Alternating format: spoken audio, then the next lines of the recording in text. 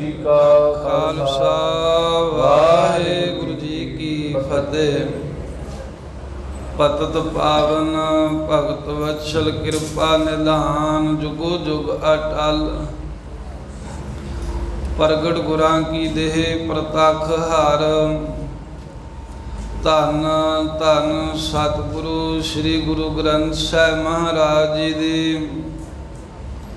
परम पवित्र सत संगत हजूरी दे अंदर धन धन श्री गुरु तेग बहादुर साहिब जी महाराज धर्म रखियक शांति दे पुंज नाम बाणी दे अभ्यासी नवें पातशाह जी दे पवित्र तप अस्थान गुरुद्वारा श्री भोरा साहिब जी विखे पुरब दे समय सजे हुए दीवाना विच हाजरियां भर रहे सतगुरां दे पवित्र अस्थानां ते दर्शन दीदारे करके महाराज दे अस्थान की यात्रा करके सेवावां करके लाहा प्राप्त कर रहे गुरु प्यारी खालसा साध संगत जी।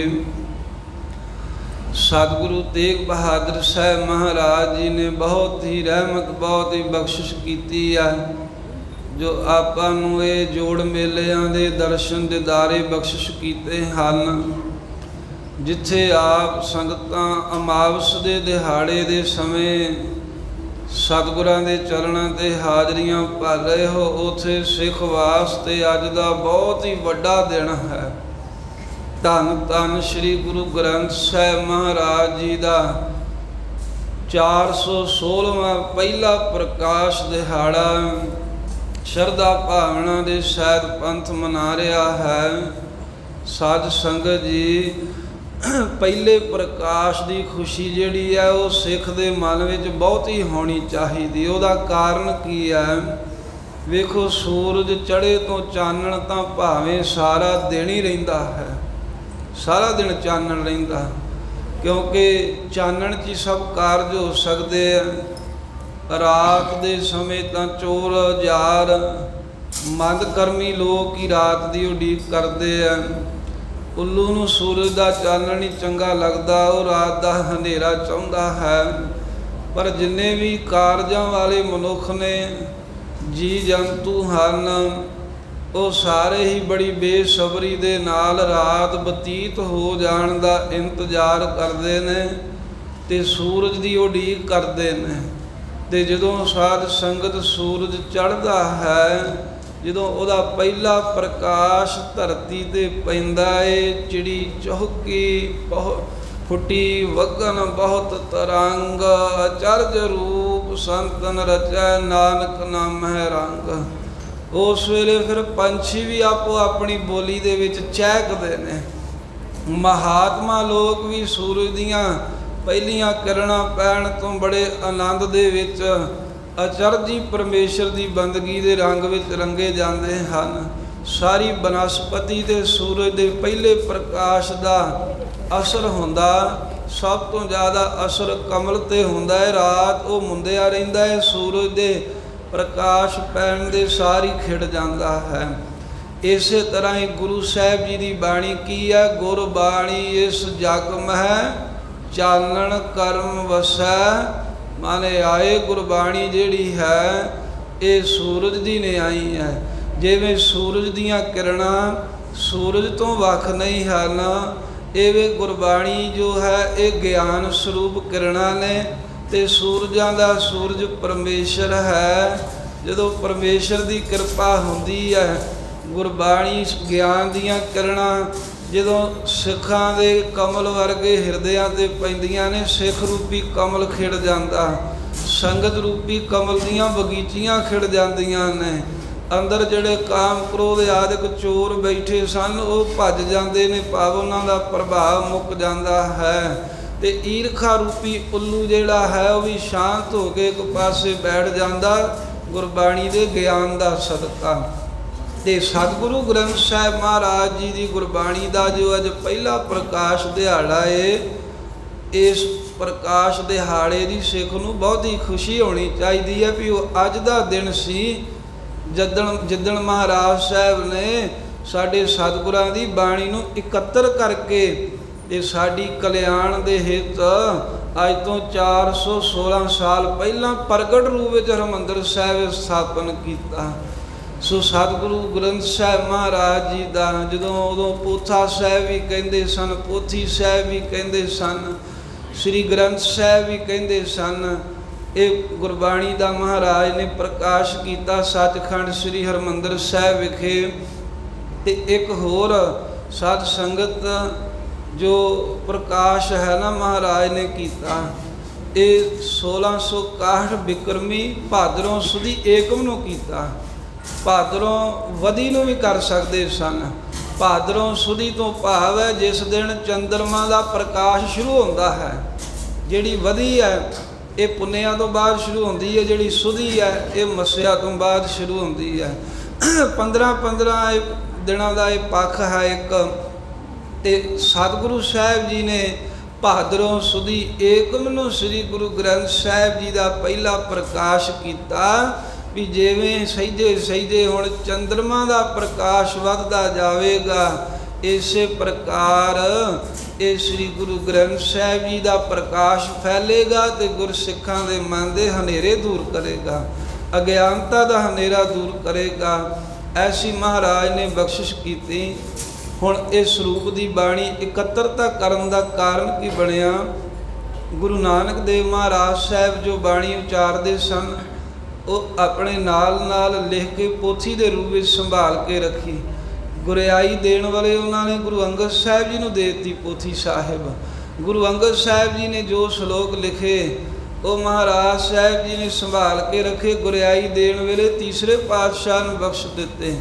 ਤੀਸਰੇ ਪਾਤਸ਼ਾਹ ਗੁਰਬਾਣੀ ਲਿਖਾਉਂਦੇ ਰਹੇ। ਬਾਬੇ ਮੋਹਣ ਦੇ ਪੁੱਤਰ ਸਹੰਸ ਰਾਮ ਆਪਣੇ ਪੋਤਰੇ ਦੇ ਕੋਲ ਜੋ ਗੁਰਬਾਣੀ ਲਿਖੀ ਹੈ, ਫਿਰ ਚੌਥੇ ਸਰੂਪ ਦੀ ਬਾਣੀ ਵੀ ਲਿਖਦੇ ਰਹੇ ਤੇ ਉਹ ਪੋਥੀਆਂ ਤੀਸਰੇ ਪਾਤਸ਼ਾਹ ਨੇ ਚੌਥੇ ਪਾਤਸ਼ਾਹ ਨੂੰ ਸੌਂਪੀਆਂ। ਚੌਥੇ ਸਤਿਗੁਰੂ ਗੋਂਦਵਾਲ ਸਾਹਿਬ ਰਹਿੰਦੇ ਸਨ। ਉਹ ਹਰਿਮੰਦਰ ਸਾਹਿਬ ਦੀ ਰਚਨਾ ਹੋਣੀ ਸੀ, ਅੰਮ੍ਰਿਤ ਸਰੋਵਰ ਬਣਨਾ ਸੀ, ਸੇਵਾ ਚੱਲਣੀ ਸੀ। ਉਹ ਗੁਰਬਾਣੀ ਦੀਆਂ ਪੋਥੀਆਂ ਉੱਥੇ ਸੰਭਾਲ ਦਿੱਤੀਆਂ। ਫਿਰ ਜਦੋਂ ਇੱਕ ਦਿਨ ਸਤਿਗੁਰੂ ਅਰਜਨ ਦੇਵ ਮਹਾਰਾਜ ਕਿਸੇ ਗੁਰਸਿੱਖ ਦੇ ਚੜ੍ਹਾਈ ਕਰ ਜਾਣ ਤੇ ਉਹਦੇ ਘਰੇ ਗਏ। ਰਾਗੀ ਸਿੰਘ ਰਬਾਬੀ ਕੀਰਤਨ ਕਰ ਰਹੇ ਸਨ। ਮਹਾਰਾਜ ਦੇ ਬੈਠਿਆਂ ਪੰਜਵੇਂ ਪਾਤਸ਼ਾਹ ਦੇ ਉਹਨਾਂ ਨੇ ਇੱਕ ਐਸਾ ਸ਼ਬਦ ਪੜ੍ਹ ਦਿੱਤਾ ਜਿਹਦੇ ਨਾਮ ਦੇ ਅਖੀਰ 'ਚ ਗੁਰੂ ਨਾਨਕ ਦੇਵ ਸਾਹਿਬ ਦੀ ਮੋਹਰ ਤਾਂ ਲਾਈ ਸੀ ਪਰ ਗੁਰੂ ਸਾਹਿਬ ਦੀ ਬਾਣੀ ਨਹੀਂ ਸੀ। ਭਾਵ ਵੀ ਬਾਣੀ ਕੱਚੀ ਸੀ, ਗੁਰੂ ਦੀ ਉਚਾਰਨ ਕੀਤੀ ਨਹੀਂ ਹੈ। ਗੁਰੂ ਅਰਜਨ ਦੇਵ ਮਹਾਰਾਜ ਸਾਹਿਬ ਸੱਚੇ ਪਾਤਸ਼ਾਹ ਨੇ ਉਸੇ ਵੇਲੇ ਉਹਨਾਂ ਰਾਗੀਆਂ ਨੂੰ ਸਿੱਖ ਨੂੰ ਕਹਿ ਕੇ ਵਰਜਿਆ ਵੀ ਇਹ ਗੁਰੂ ਦੀ ਬਾਣੀ ਨਹੀਂ ਹੈ। ਸਮਾਪਤੀ ਹੋਈ। ਸਿੱਖਾਂ ਬੇਨਤੀ ਕੀਤੀ, ਪਾਤਸ਼ਾਹ ਸਾਨੂੰ ਕਿਵੇਂ ਪਤਾ ਲੱਗੇ ਵੀ ਕਿਹੜੀ ਗੁਰੂ ਦੀ ਬਾਣੀ ਹੈ ਕਿਹੜੀ ਨਹੀਂ ਹੈ? ਕਿਉਂਕਿ ਆਪਣੀਆਂ ਕਵਿਤਾਂ ਲਿਖ ਕਰਕੇ ਉਹਦੇ ਵਿੱਚ ਨਾਨਕ ਪਦ ਦੀ ਵਰਤੋਂ ਸ਼ੁਰੂ ਕਰ ਦਿੱਤੀ। ਜਿਵੇਂ ਮਹਾਰਾਜ ਸਾਹਿਬ ਦੇ ਵੱਡੇ ਭਰਾ ਬਾਬਾ ਪ੍ਰਿਥੀ ਚੰਦ ਦਾ ਪੁੱਤਰ ਮਿਹਰਬਾਨ, ਇਹ ਪੰਜਵੇਂ ਪਾਤਸ਼ਾਹ ਦੇ ਕੋਲ ਹੀ ਰਿਹਾ। ਸਤਿਗੁਰੂ ਇਹਨੂੰ ਪਾਲਦੇ ਰਹੇ। ਇਹਨੂੰ ਗੁਰੂ ਸਾਹਿਬ ਜੀ ਨੇ ਪਿੰਗਲ ਵੀ ਪੜ੍ਹਾਇਆ। ਚੰਗਾ ਵਿਦਵਾਨ ਪੰਜਵੇਂ ਪਾਤਸ਼ਾਹ ਨੇ ਮਿਹਰਬਾਨ ਨੂੰ ਬਣਾਇਆ। ਤੇ ਜਿੱਦਣ ਪੰਜਵੇਂ ਸਤਿਗੁਰਾਂ ਨੂੰ ਗੁਰਿਆਈ ਮਿਲੀ ਸੀ, ਪ੍ਰਿਥੀ ਚੰਦ ਘਰੇ ਆਇਆ। ਕਰਮੋਂ ਮੰਜੇ ਦੇ ਪੈ ਗਈ। ਕਹਿੰਦੀ ਮੈਂ ਤੇ ਲੁੱਟੀ ਗਈ, ਆਪਾਂ ਦੇ ਕਾਹੇ ਜੋਗੇ ਨਾ ਰਹੇ, ਸਭ ਕੁਝ ਤੇ ਤੁਹਾਡਾ ਭਰਾ ਲੈ ਗਿਆ ਹੈ। ਤੇ ਪ੍ਰਿਥੀਏ ਨੇ ਕਿਹਾ ਸੀ ਵੀ ਕਰਮੋਂ ਸਮਾਂ ਉਡੀਕ ਧੀਰਜ ਰੱਖ। ਗੁਰੂ ਅਰਜਨ ਦੇਵ ਸਾਹਿਬ ਦੇ ਘਰ ਵਿੱਚ ਕਿਹੜੀ ਸੰਤਾਨ ਹੈ, ਉਹਨਾਂ ਦੇ ਥਾਂ ਤੇ ਗੁਰਿਆਈ ਜਿਹੜੀ ਉਹ ਸਾਡਾ ਪੁੱਤਰ ਮਿਹਰਬਾਨ ਸੰਭਾਲੇਗਾ। ਪਰ ਜਦੋਂ ਗੁਰੂ ਹਰਗੋਬਿੰਦ ਸਾਹਿਬ ਜੀ ਦਾ ਪ੍ਰਕਾਸ਼ ਹੋ ਗਿਆ, ਇਹਨਾਂ ਫਿਰ ਮਿਹਰਬਾਨ ਨੂੰ ਆਪਣੇ ਘਰੇ ਲੈ ਆਂਦਾ। ਆਪਣੇ ਘਰੇ ਲਿਆਂਦਾ। ਮਿਹਰਬਾਨ ਵਿਦਵਾਨ ਸੀ। ਇਹ ਫਿਰ ਬਾਣੀ ਉਚਾਰਨ ਲੱਗ ਪਿਆ। ਪਰ ਬਾਣੀ ਉਚਾਰਦਾ ਹੈ ਤੇ ਨਾਮ ਆਪਣਾ ਲਿਖ ਦਿੰਦਾ ਹੈ, ਮਗਰ ਨਾਨਕ ਆਪਣੇ ਆਪ ਨੂੰ ਅਖਵਾਉਣ ਲੱਗ ਪਿਆ ਵੀ ਗੁਰੂ ਸਾਹਿਬ ਦੀ ਬਾਣੀ ਦਾ ਭੁਲੇਖਾ ਪਵੇ। ਜਿਵੇਂ ਕੁਝ ਸ਼ਬਦ ਨੇ ਆਪਾਂ ਆਮ ਹੀ ਸੁਣੇ ਹਨ ਵੀ ਜਿਸ ਪ੍ਰਕਾਰ ਦੇ ਨਾਲ ਕਹਿੰਦੇ ਨੇ ਪੋਸਤ ਮਦ ਅਫੀਮ ਭੰਗ ਉਤਰ ਜਾਏ ਪ੍ਰਭਾਤ, ਨਾਮ ਖੁਮਾਰੀ ਨਾਨਕਾ। ਚੜੀ ਰਹੇ ਦਿਨ ਰਾਤ ਸੁਣ ਕੇ ਸਿਧਾਂਤ ਤਾਂ ਭਾਵੇਂ ਚੰਗਾ ਹੀ ਕਿਹਾ ਹੈ, ਪਰ ਸਤਿਗੁਰੂ ਨਾਨਕ ਦੇਵ ਮਹਾਰਾਜ ਸਾਹਿਬ ਨੇ ਬਾਣੀ ਨਹੀਂ ਉਚਾਰੀ। ਇਸ ਕਰਕੇ ਉਹਨੂੰ ਅਸੀਂ ਗੁਰੂ ਦੀ ਬਾਣੀ ਨਹੀਂ ਮੰਨ ਸਕਦੇ। ਜਿਹਦੇ ਵਿੱਚ ਭਾਵੇਂ ਚੰਗੀ ਗੱਲ ਲਿਖੀ ਹੋਵੇ, ਸਿਧਾਂਤ ਦੀ ਗੱਲ ਹੋਵੇ, ਪਰ ਜਿਹੜੀ ਬਾਣੀ ਸਾਡੇ ਸਤਿਗੁਰਾਂ ਨੇ ਨਹੀਂ ਉਚਾਰੀ ਉਹ ਸਾਡੇ ਵਾਸਤੇ ਕੱਚੀ ਬਾਣੀ ਆ। ਹੋਰ ਵੀ ਸ਼ਬਦ ਪ੍ਰਚਲਿਤ ਹੋਏ, ਦੇ ਦਿਆ ਸੋ दूध बराबर, मांग लिया सो पानी, रगड़ कर रगत बराबर, कहो नानक निर्बाणी। गुरु ਸਾਹਿਬ ਦਾ ਨਾਮ ਇੱਥੇ ਵੀ ਵਰਤ ਲਿਆ। ਜਾਂ ਇੱਕ ਸ਼ਬਦ ਰਹਿ ਰਾਸ ਦੇ ਕਈ ਥਾਵਾਂ 'ਤੇ ਹਾਲਾਂ ਵੀ ਭੁਲੇਖੇ ਨਾਲ ਵਿੱਚ ਲਿਖਿਆ ਹੁੰਦਾ ਹੈ। ਜਿਵੇਂ ਕਈ ਗੁੜਕੇ ਸਾਹਿਬਾਂ 'ਚ ਰਹਿ ਰਾਸ ਇਹਨਾਂ ਸ਼ਬਦਾਂ ਤੋਂ ਆਰੰਭ ਕਰਦੇ ਨੇ, ਧੰਨ ਸੋ ਕਾਗਦ ਕਲਮ ਧੰਨ, ਧੰਨ ਭਾਂਡਾ ਧੰਨ ਮਸ, ਧੰਨ ਲਿਖਾਰੀ ਨਾਨਕਾ। ਜਿਨ ਨਾਮ ਲਿਖਾਇਆ ਸੱਚ ਮਹੱਲਾ ਪਹਿਲਾ, ਆਪੇ ਪੱਟੀ ਕਲਮ ਆਪ ਉੱਪਰ ਲੇਖ ਪੇ ਤੂੰ, ਏਕੋ ਕਹੀਏ ਨਾਨਕਾ ਦੂਜਾ ਕਾਹੇ ਕੋ। ਇੱਥੋਂ ਤੀਕਰ ਗੁਰਬਾਣੀ ਹੈ, ਪਰ ਅੱਗੇ ਸ਼ਬਦ ਲਿਖਿਆ ਹੁੰਦਾ, ਦੂਜਾ ਕਾਹੇ ਸਿਮਰੀਐ, ਜੰਮੈ ਤੇ ਮਰ ਜਾਏ, ਏਕੋ ਸਿਮਰੋ ਨਾਨਕਾ ਜੋ ਜਲ ਥਲ ਰਹਿਆ ਸਮਾਏ। ਇਹ ਗੁਰਬਾਣੀ ਨਹੀਂ ਹੈ। ਪਰ ਵੇਖੋ ਮੇਲ ਵਿੱਚ ਇੱਕੋ ਜਿਹਾ ਕਰਤਾ, ਰਲਾ ਕਰਤਾ ਵੀ ਪਤਾ ਨਹੀਂ ਲੱਗਦਾ ਵੀ ਐਸੇ ਸ਼ਬਦਾਂ ਦਾ ਵਿੱਚ ਮਿਲਾਵਟ ਹੋਈ। ਇਹ ਚੀਜ਼ ਗੁਰੂ ਅਰਜਨ ਦੇਵ ਸਾਹਿਬ ਜੀ ਨੇ ਅਨੁਭਵ ਕਰ ਲਈ ਵੀ ਸਤਿਗੁਰਾਂ ਦੀ ਬਾਣੀ ਜਿਹੜੀ ਹੈ ਇਹ 'ਚ ਰਲਾ ਨਾ ਪਵੇ। ਕਿਉਂਕਿ ਸਿੱਖਾਂ ਕਹਿਤਾ ਵੀ ਸਤਿਗੁਰੂ ਜੀ ਸਾਨੂੰ ਨਹੀਂ ਸਮਝ ਪੈਂਦੀ ਵਿੱਚ ਫਰਕ, ਪਤਾ ਨਹੀਂ ਲੱਗਦਾ ਕਈ ਵਾਰਾਂ ਵੀ ਗੁਰਬਾਣੀ ਦੇ ਬਾਹਰ ਕੱਚੀ ਬਾਣੀ ਵੀ ਅਸੀਂ ਸੱਚੀ ਹੀ ਸਮਝ ਲੈਂਦੇ ਹਾਂ।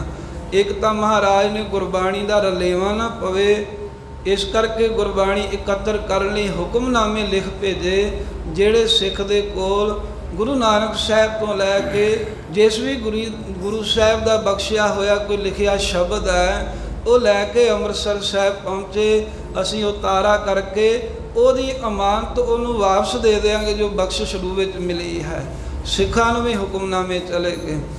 ਅਤੇ ਫਿਰ ਜੋ ਪੰਜਵੇਂ ਪਾਤਸ਼ਾਹ ਨੇ ਜੋ ਗੁਰਬਾਣੀ ਦੀਆਂ ਪੋਥੀਆਂ ਗੋਂਦਵਾਲ ਸਾਹਿਬ ਪਈਆਂ ਸਨ, ਉਹਨਾਂ ਨੂੰ ਵੀ ਇਕੱਤਰ ਕਰਨ ਦੇ ਵਾਸਤੇ ਕਾਰਜ ਆਰੰਭਿਆ।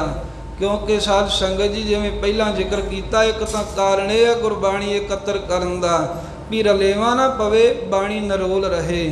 ਅਤੇ ਦੂਸਰਾ ਜੋ ਵੱਡੇ ਸਤਿਗੁਰਾਂ ਦੀ ਬਾਣੀ ਹੈ, ਇਹਦੇ ਨਾਲ ਜਗਤ ਦੀ ਕਲਿਆਣ ਕਰਨ ਵਾਸਤੇ ਵੀ ਸਰੀਰ ਤਾਂ 10 ਜਾਮਿਆਂ ਤੀਕਰ ਹੀ ਰਹਿਣੇ ਨੇ, ਇਸ ਤੋਂ ਬਾਅਦ ਸਿੱਖਾਂ ਦੀ ਕਲਿਆਣ ਕੌਣ ਕਰੇਗਾ?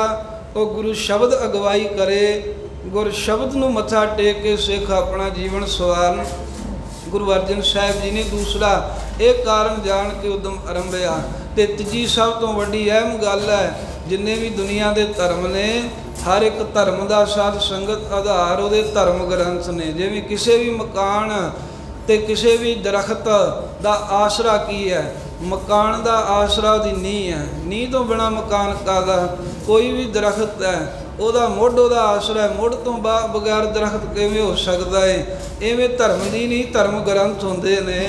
ਜਿਵੇਂ ਹਿੰਦੂ ਵੀਰਾਂ ਦੇ ਕੋਲ ਆਪਣੇ 4 ਜਿਹੜੇ ਵੇਦ ਹਨ, 5ਵੀਂ ਉਹਦਾ ਸਾਰ ਗੀਤਾ ਹੈ। ਫਿਰ ਮੁਸਲਮਾਨਾਂ ਦੇ 4 ਗ੍ਰੰਥ ਨੇ, ਈਸਾਈਆਂ ਦੇ ਕੋਲ ਬਾਈਬਲ ਹੈ। ਇਸੇ ਤਰ੍ਹਾਂ ਧਰਮ ਦਾ ਆਸਰਾ ਵੀ ਸਿੱਖੀ ਧਰਮ ਟਿਕਿਆ ਰਹੇ, ਉਹ ਗੁਰੂ ਗ੍ਰੰਥ ਸਾਹਿਬ ਮਹਾਰਾਜ ਦੀ ਬਾਣੀ ਦੀ ਰਚਨਾ ਗੁਰੂ ਅਰਜਨ ਸਾਹਿਬ ਜੀ ਨੇ ਕੀਤੀ। ਫਿਰ ਉਹ ਬਚਨ ਵੀ ਸਫਲ ਕਰਨਾ ਸੀ। ਦੋਹੇ ਤਾਂ ਬਾਣੀ ਕਾ ਬੋਹਿ ਥਾ, ਜਿਹੜਾ ਵਰ ਤੀਸਰੇ ਸਤਿਗੁਰੂ ਦੇ ਕੋਲ ਮਿਲਿਆ ਵੀ ਇਹਦੇ ਬਾਣੀ ਦਾ ਜਹਾਜ਼ ਰਚੂਗਾ ਸਾਡਾ ਦੋਹੇ ਤਾਂ। ਇਹ ਸਾਰੇ ਕਾਰਜਾਂ ਨੂੰ ਧਿਆਨ 'ਚ ਰੱਖ ਕੇ ਮਨੁੱਖਾਂ ਦੀ ਸੰਸਾਰ ਦੀ ਕਲਿਆਣ ਹਿਤ ਮਹਾਰਾਜ ਨੇ ਕਾਰਜ ਆਰੰਭੇ। ਪੋਥੀਆਂ ਹੁਣ ਗੋਂਦਵਾਲ ਸਾਹਿਬ ਤੋਂ ਲਿਆਉਣ ਦਾ ਮਤਾ ਹੋਇਆ ਤਾਂ ਭਾਈ ਗੁਰਦਾਸ ਕਹਿੰਦੇ ਵੀ ਮੇਰੀ ਰਿਸ਼ਤੇਦਾਰੀ ਆ, ਮੈਂ ਲੈ ਆਉਣਾ। ਸਤਿਗੁਰੂ ਸਾਹਿਬ ਕਹਿੰਦੇ ਨੇ ਮੈਂ ਵਿੱਚ ਲੈ ਆਉਂਦੀ ਹੈ, ਪਰ ਕਹਿੰਦੇ ਇਹਦੇ ਮਨ ਦੀ ਇੱਛਾ ਨਾ ਰਵੇ। ਜਾਓ ਭਾਈ ਗੁਰਦਾਸ ਜੀ ਲਿਆਓ ਪੋਥੀਆਂ। ਗਏ ਬਾਬੇ ਮੋਹਣ ਦੇ ਦਰਵਾਜ਼ੇ 'ਤੇ ਆਵਾਜ਼ਾਂ ਮਾਰਦੇ ਰਹੇ, ਉਹਨੇ ਨਹੀਂ ਆਵਾਜ਼ ਦਿੱਤੀ। ਬਾਬੇ ਮੋਹਰੀ ਨੇ ਆਖਿਆ ਵੀ ਇਹਦਾ ਸੁਭਾਅ ਕੱਬਾ ਜਿਹਾ, ਕਾਹਤੋਂ ਇਹਨੂੰ ਛੇੜਦਾ ਤੂੰ, ਜਾ, ਇਹਨੇ ਨਹੀਂ ਬੂਹਾ ਖੋਲ੍ਹਣਾ। ਫਿਰ ਬਾਬਾ ਬੁੱਢਾ ਸਾਹਿਬ ਜੀ ਕਹਿੰਦੇ ਮਹਾਰਾਜ ਮੈਂ ਜਾਵਾਂ। ਸਤਿਗੁਰੂ ਸਾਹਿਬ ਕਹਿੰਦੇ ਚੱਲ ਤੂੰ ਹੀ ਚਲਾ ਜਾ। ਬਾਬਾ ਬੁੱਢਾ ਸਾਹਿਬ ਆਏ, ਆਵਾਜ਼ਾਂ ਮਾਰੀਆਂ ਅਤੇ ਆ ਕਰਕੇ ਦਰਵਾਜ਼ੇ ਦਾ ਕੁੰਡਾ ਜਿਹਾ ਉਖਾੜ ਖੂੜ ਕੇ ਅੰਦਰ ਗਏ। ਬਾਬੇ ਮੋਹਣ ਦੇ ਚੁਬਾਰੇ 'ਚ पैर फड़ के हिलाते रहे, समाधि नहीं खुली। बाबे मोहन ने आके मोहरी ने आके डकता, वो शराफ दे दिंदा दुर्वासे रिखी आंगू, इनू छेड़दे कातों है, समाधि च बैठा है, नहीं उठण वाला, जे उठिया तो तुहानू माड़ा चंगा बोलूगा। बाबा बुढ़ा साहब भी आ गए। पंजवें पातशाह कहते होर कोई सिख नहीं जाना चाहता, कहते नहीं महाराज तुसीं कारज करो। सतगुरु आप आए, फिर साध संगत गोंदवाल साहिब इशनान करके बौली साहिब च अमृत वेले दे जाप तो बाद जिथे चबारा साहिब गुरुद्वारा है, उत्थे गली दे विच हेठां बैठ के आप कीर्तन आरंभ किया। शब्द उचारिया जिहदा अंतरीव भाव रब दी महिमा सी। बाहरी भाव दे विच उहदे विच मोहन नाम आउंदा सी, मोहन तेरे ऊंचे मंदिर महल अपारा। ये शब्द की आवाज़ सुन के बाबे मोहन की समाधि खुल गई, जिहड़ी आवाज़ां नाल नहीं खुली, जिहड़ी बाबे बुढ़े साहब वालों हत्थां नाल शरीर हिलाउण करके नहीं खुली, गुरु के शब्द ना खुल गई। बारी तो बाहर झाक के वेखिया दे गुस्से च पंजवें पातशाह नूं बड़ा कुछ कहता भी तुसीं पहलां ही सब कुछ लै गए हो, सेवा करके गुरियाई लै गए हो, हुण पोथियां साडे कोल नहीं रहण दिओगे।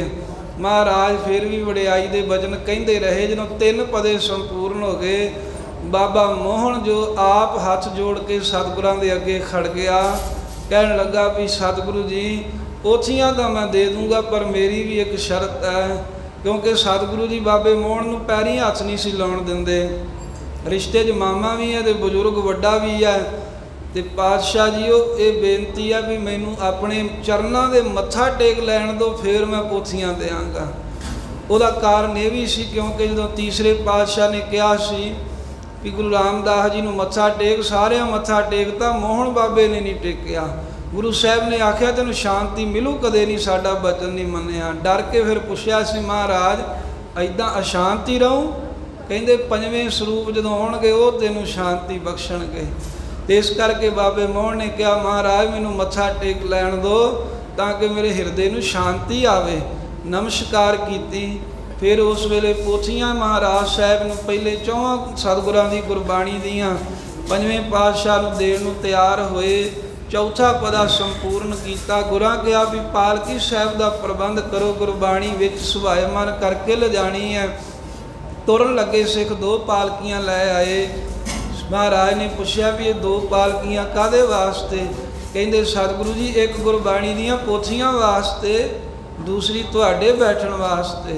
गुरु अर्जन देव महाराज साहब जी कहंदे ये गुरबाणी गुरु नानक दा हिरदा है ते साडा शरीर गुरु नानक दे हिरदे दी बराबरी किवें करेगा? असीं तां नंगे पैरी तुर के जावांगे गुरबाणी दे अदब वास्ते। आप हथी चौर साहब फड़ लिया पंजवें पातशाह ने। गोंदवाल साहब तो शब्द कीर्तन करते हैं नंगे पैरी महाराज साहब गुरबाणी का अदब सानू दसण वास्ते भी सिखा गुरबाणी का अदब तेरे अंदर होवे। उत्थे जेड़ा गुरु साहब दे भजन प्रतख इतिहास च लिखे ने, पर फिर भी कई कहते जोड़ा पाउण नाल भरम नहीं करना चाहिए। किड्डी मनमत है। पंजवें पातशाह तो वड्डे हो गए, हुण गुरु अर्जन देव साहब तो सिख सियाणे हो गए ने। धन ने अज दे सिख। पंजवें पातशाह आप चरणों तो जोड़ा ला के नंगे पैरी गरीब नूं अज गोंदवाल साहब तो चले है। चौर साहब आप करते रहे। अमृतसर साहब जदों 2 को रह गया, गुरु हरगोबिंद साहब जी उत्थे सुभाएमान सन। बाबा बुढ़ा जी होर गुरसिख संगतां नूं लैके अगों सत्कार करन वास्ते आए। फुल्लां दी वर्खा होई, बहुते मंगल होए। जिथे 68 घाट है, जिथे दुख भंजनी बेरी दे लागे अमृतसर साहिब, उत्थे सब तो पहला आके पालकी साहब सुभाएमान कीती। सारी रात कीर्तन होंदा रहा। अमृत वेले सतगुरां ने आके आशा जी दी वार दे कीर्तन तो बाद पोथियां दे दर्शन कीते। ते जदों दर्शन कीते तां शब्द ही सुभावक ऐसा आ गया। महाराज साहब जी ने उस वेले ऐसी महिमा कही, इन्ने खुश होए सतगुरु पोथियां दे दर्शन करके, इन्ने आनंद विच आए। पिऊ दादे का खोल डिठा खजाना, ता मेरे मन भया निधाना। रतन लाल जाका कशु ना मोल, अखूट भंडार भरे भंडार अखूट अतोल। ते फिर सतगुरां भी कहता खावे खर्च है रल मिल भाई, ਤੋੜ ਨਾ ਆਵੈ ਵੱਧ ਦੋ ਜਾਈ। ਐਸਾ ਸ਼ੁਕਰਾਨਾ ਕੀਤਾ। ਗੁਰਮਤਾ ਹੋਇਆ ਵੀ ਹੁਣ ਇਹ ਸਾਰੀ ਗੁਰਬਾਣੀ ਲਿਖਣ ਲਈ ਕੋਈ ਇਕਾਂਤ ਜਗ੍ਹਾ ਲੱਭੀ ਜਾਵੇ। ਰਾਮਸਰ ਸਾਹਿਬ ਵਾਲੇ ਸਥਾਨ ਦੀ ਖੋਜ ਹੋਈ ਜੋ 1 ਕੋਹ ਦੀ ਦੂਰੀ 'ਤੇ ਸੀ ਹਰਿਮੰਦਰ ਸਾਹਿਬ ਦੇ ਨਾਲੋਂ। ਇੱਥੇ ਤਿਆਰੀ ਕੀਤੀ, ਤੰਬੂ ਲਵਾਇਆ। ਸਤਿਗੁਰੂ ਸਾਹਿਬ ਸੱਚੇ ਪਾਤਸ਼ਾਹ ਬਾਣੀ ਲਿਖਣੀ ਆਰੰਭ ਕੀਤੀ। 1 ਓਂਕਾਰ ਤੋਂ ਆਰੰਭਤਾ ਕੀਤੀ। ਫਿਰ ਸਤਿਗੁਰੂ ਸਾਹਿਬ ਜੀ ਨੇ ਜਪਜੀ ਸਾਹਿਬ ਲਿਖਾ ਕੇ ਸੋਦਰ ਦੇ 5 ਸ਼ਬਦ 5ਵੇਂ ਪਾਤਸ਼ਾਹ ਨੇ ਲਿਖਾਏ। ਸੋਲਾ ਸਾਹਿਬ ਲਿਖਾਇਆ, ਕਿਉਂਕਿ 4 ਸ਼ਬਦ 10ਵੇਂ ਪਾਤਸ਼ਾਹ ਨੇ ਬਾਅਦ ਵਿੱਚ ਸੁਭਾਇਮਾਨ ਕੀਤੇ ਸਨ। ਤੇ ਉਸ ਤੋਂ ਬਾਅਦ ਪਹਿਲਾ ਰਾਗ ਸ੍ਰੀ ਰਾਗ ਤੋਂ ਲੈ ਕੇ 30 ਰਾਗ ਪ੍ਰਭਾਤੀ ਰਾਗ ਤੀਕਰ 5ਵੇਂ ਪਾਤਸ਼ਾਹ ਨੇ ਬਾਣੀ ਲਿਖਾਈ। ਕਿਉਂਕਿ 31ਵਾਂ ਰਾਗ ਜਿਹੜਾ ਹੈ ਉਹ ਗੁਰੂ ਕਲਗੀਧਰ ਸਾਹਿਬ ਜੀ ਨੇ ਦਰਜ ਕੀਤਾ ਸੀ, ਉਹ 'ਚ ਕੇਵਲ 9ਵੇਂ ਪਾਤਸ਼ਾਹ ਦੀ ਬਾਣੀ ਹੈ। ਪ੍ਰਭਾਤੀ ਰਾਗ ਤੋਂ ਬਾਅਦ ਸਤਿਗੁਰੂ ਸਾਹਿਬ ਜੀ ਨੇ ਸੰਸਕ੍ਰਿਤੀ ਦੇ ਸ਼ਲੋਕ, ਫਿਰ ਫੁੱਲਹੇ ਚੌਬੋਲੇ ਤੇ ਸ਼ਲੋਕ ਭਗਤ ਕਬੀਰ ਸਾਹਿਬ ਜੀ ਦੇ, ਬਾਬਾ ਫਰੀਦ ਜੀ ਦੇ, ਭੱਟਾਂ ਦੀ ਬਾਣੀ ਜੋ ਵਾਰਾਂ 'ਚੋਂ ਵਧੇ ਹੋਏ ਸਤਿਗੁਰਾਂ ਦੇ ਸ਼ਲੋਕ ਸਨ ਅਤੇ ਉਹ ਮਹਾਰਾਜ ਸਾਹਿਬ ਜੀ ਨੇ ਦਰਜ ਕਰਾਏ। ਤਰਤੀਬ ਬਣਾਈ। ਪਹਿਲਾਂ ਗੁਰੂ ਨਾਨਕ ਦੇਵ ਸਾਹਿਬ ਦੀ ਬਾਣੀ ਲਿਖਦੇ, ਗੁਰੂ ਅੰਗਦ ਸਾਹਿਬ ਦੀ ਬਾਣੀ ਤਾਂ ਕੇਵਲ ਵਾਰਾਂ ਸੀ, ਫਿਰ ਤੀਸਰੇ ਪਾਤਸ਼ਾਹ ਦੀ ਲਿਖਦੇ, ਫਿਰ ਚੌਥੇ ਸਤਿਗੁਰਾਂ ਦੀ, ਫਿਰ ਆਪਣੀ ਬਾਣੀ ਦਰਜ ਕਰਦੇ, ਫਿਰ ਭਗਤਾਂ ਦੀ ਬਾਣੀ ਦਰਜ ਕਰਦੇ ਗੁਰੂ ਗਰੀਬ ਨਿਵਾਸ ਸਾਹਿਬ ਵਾਰ ਤੋਂ ਬਾਅਦ। ਸੋ ਇਸ ਪ੍ਰਕਾਰ ਗਰੀਬ ਨਿਵਾਸ ਸਤਿਗੁਰਾਂ ਨੇ 5 ਸਤਿਗੁਰਾਂ ਦੀ ਬਾਣੀ ਆਪਣੇ ਸਮੇਤ ਦਰਜ ਕੀਤੀ ਤੇ 15 ਭੱਟ ਸਾਹਿਬ ਵਾਹਿਗੁਰੂ 15 ਭਗਤ ਸਾਹਿਬਾਨਾਂ ਦੀ ਬਾਣੀ ਸੁਭਾਇਮਾਨ ਕੀਤੀ। 17 ਭੱਟਾਂ ਦੀ ਬਾਣੀ ਸਤਿਗੁਰਾਂ ਨੇ ਦਰਜ ਕੀਤੀ। 4 ਗੁਰਸਿੱਖਾਂ ਦੀ ਬਾਣੀ, ਕਈ 8 ਵੀ ਲਿਖਿਆ ਹੈ ਵੀ ਜਿਵੇਂ ਭਾਈ ਮਰਦਾਨਾ ਜੀ ਅਤੇ ਫਿਰ ਸੰਮਣ ਜੀ, ਮੂਸਣ ਜੀ, ਜਮਾਲ ਜੀ, ਪਤੰਗ ਜੀ ਅਤੇ ਸੱਤਾ ਜੀ, ਬਲਵੰਡ ਜੀ ਤੇ ਸੁੰਦਰ ਜੀ। ਇਸ ਤਰ੍ਹਾਂ 8 ਸਿੱਖਾਂ ਦੇ ਵੀ ਬਚਨ ਕਹੇ ਹਨ।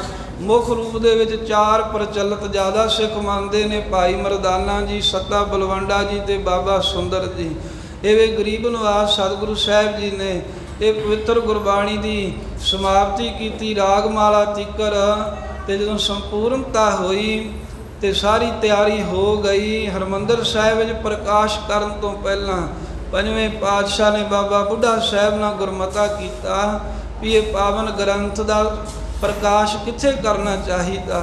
ਬਾਬਾ ਬੁੱਢਾ ਸਾਹਿਬ ਕਹਿੰਦੇ ਮਹਾਰਾਜ ਤੁਹਾਡੇ ਨਾਲੋਂ ਕੋਈ ਹੋਰ ਜਾਣੂ ਨਹੀਂ ਹੈ, 3 ਸਮਿਆਂ ਦਾ ਸਿਆਣਾ ਕੋਈ ਨਹੀਂ, ਪਰ ਫਿਰ ਵੀ ਜੇ ਸਿੱਖ ਨੂੰ ਪੁੱਛਿਆ ਹੈ ਤਾਂ ਸਤਿਗੁਰੂ ਜਿਵੇਂ ਗੁਰੂ ਗ੍ਰੰਥ ਸਾਹਿਬ ਜੀ ਦਾ ਪਾਵਨ ਸਰੂਪ ਮਹਾਨ ਹੈ, ਇਵੇਂ ਤੁਹਾਡਾ ਰਚਿਆ ਹਰਿਮੰਦਰ ਸਾਹਿਬ ਵੀ ਮਹਾਨ ਹੈ। ਤੇ ਹਰਿਮੰਦਰ ਸਾਹਿਬ ਤੋਂ ਬਗੈਰ ਹੋਰੇ ਦਾ ਪ੍ਰਕਾਸ਼ ਕਿਤੇ ਸ਼ੋਭਦਾ ਨਹੀਂ, ਹਰਿਮੰਦਰ ਸਾਹਿਬ ਜੀ ਦੇ ਵਿੱਚ ਪ੍ਰਕਾਸ਼ ਕਰੀਏ। ਤਿਆਰੀ ਹੋ ਗਈ। ਰਾਤ ਨੂੰ ਮਹਾਰਾਜ ਨੇ ਆਸਣ ਕਹਿੰਦੇ ਆਪਣਾ ਭੋਏ ਲਾਇਆ ਰਾਮਸਰ ਸਾਹਿਬ ਵਾਲੇ ਥਾਂ ਤੇ। ਸਿੱਖਾਂ ਨੇ ਕਿਹਾ ਵੀ ਸੀ ਸਤਿਗੁਰੂ ਤੁਹਾਡੀ ਬਾਣੀ ਹੈ, ਤੁਸੀਂ ਭੁੰਜੇ ਕਿਉਂ ਆਸਣ ਲਾਇਆ? ਸਾਹਿਬ ਜੀ ਕਹਿੰਦੇ ਵੀ ਇਹ ਗੁਰੂ ਨਾਨਕ ਦਾ ਹਿਰਦਾ ਹੈ, ਸਾਡੇ ਸਰੀਰ ਨਾਲੋਂ ਇਹਨੂੰ ਵੱਡਾ ਕਰਕੇ ਜਾਣਨਾ। ਸਾਡਾ ਸਰੀਰ ਤੇ ਅੱਜ ਹੈ, ਕੱਲ ਨਹੀਂ ਰਹੇਗਾ, ਪਰ ਇਹ ਗੁਰੂ ਦੀ ਬਾਣੀ ਸਦਾ ਰਹੇਗੀ। ਅਸੀਂ ਤਾਂ ਇੱਕ ਥਾਂ 'ਤੇ ਬੈਠੇ ਹੋਵਾਂਗੇ ਤਾਂ ਦਰਸ਼ਨ ਹੋਣਗੇ, ਗੁਰਬਾਣੀ ਦੇ ਦਰਸ਼ਨ ਸਭ ਥਾਵਾਂ 'ਤੇ ਹੋਣਗੇ। ਇਸ ਕਰਕੇ ਸਾਡੇ ਨੂੰ ਗੁਰਬਾਣੀ ਉੱਤਮ ਜਾਣਨੀ। ਗੁਰਬਾਣੀ ਦਾ ਵੀ ਮਹਾਰਾਜ ਨੇ ਅਦਬ ਕਰਾਇਆ, ਆਪਣੇ ਤੋਂ ਵੱਡਿਆਂ ਕਹਾਇਆ। ਫਿਰ ਇਹ ਵਿਚਾਰਿਆ ਵੀ ਹੁਣ ਇਹਦੀ ਸੇਵਾ ਕਿਹਨੂੰ ਬਖਸ਼ੀ ਜਾਵੇ। ਗੁਰੂ ਨਾਨਕ ਸਾਹਿਬ ਦੀ ਬੰਸ 'ਚੋਂ ਬੇਦੀ ਵੀ ਬੜੇ ਭਲੇ ਹਨ, ਇਹਨਾਂ 'ਚੋਂ ਕਿਸੇ ਨੂੰ ਬਖਸ਼ ਦਈਏ, ਜਾਂ ਗੁਰੂ ਅੰਗਦ ਸਾਹਿਬ ਦੀ ਬੰਸ ਦੇ 3 ਸਾਹਿਬਜ਼ਾਦੇ ਨੇ, ਭੱਲਿਆਂ ਦੀ ਸਾਹਿਬਜ਼ਾਦਿਆਂ ਨੂੰ ਬਖਸ਼ ਦਈਏ, ਸੋਢੀਆਂ ਨੂੰ ਬਖਸ਼ ਦਈਏ।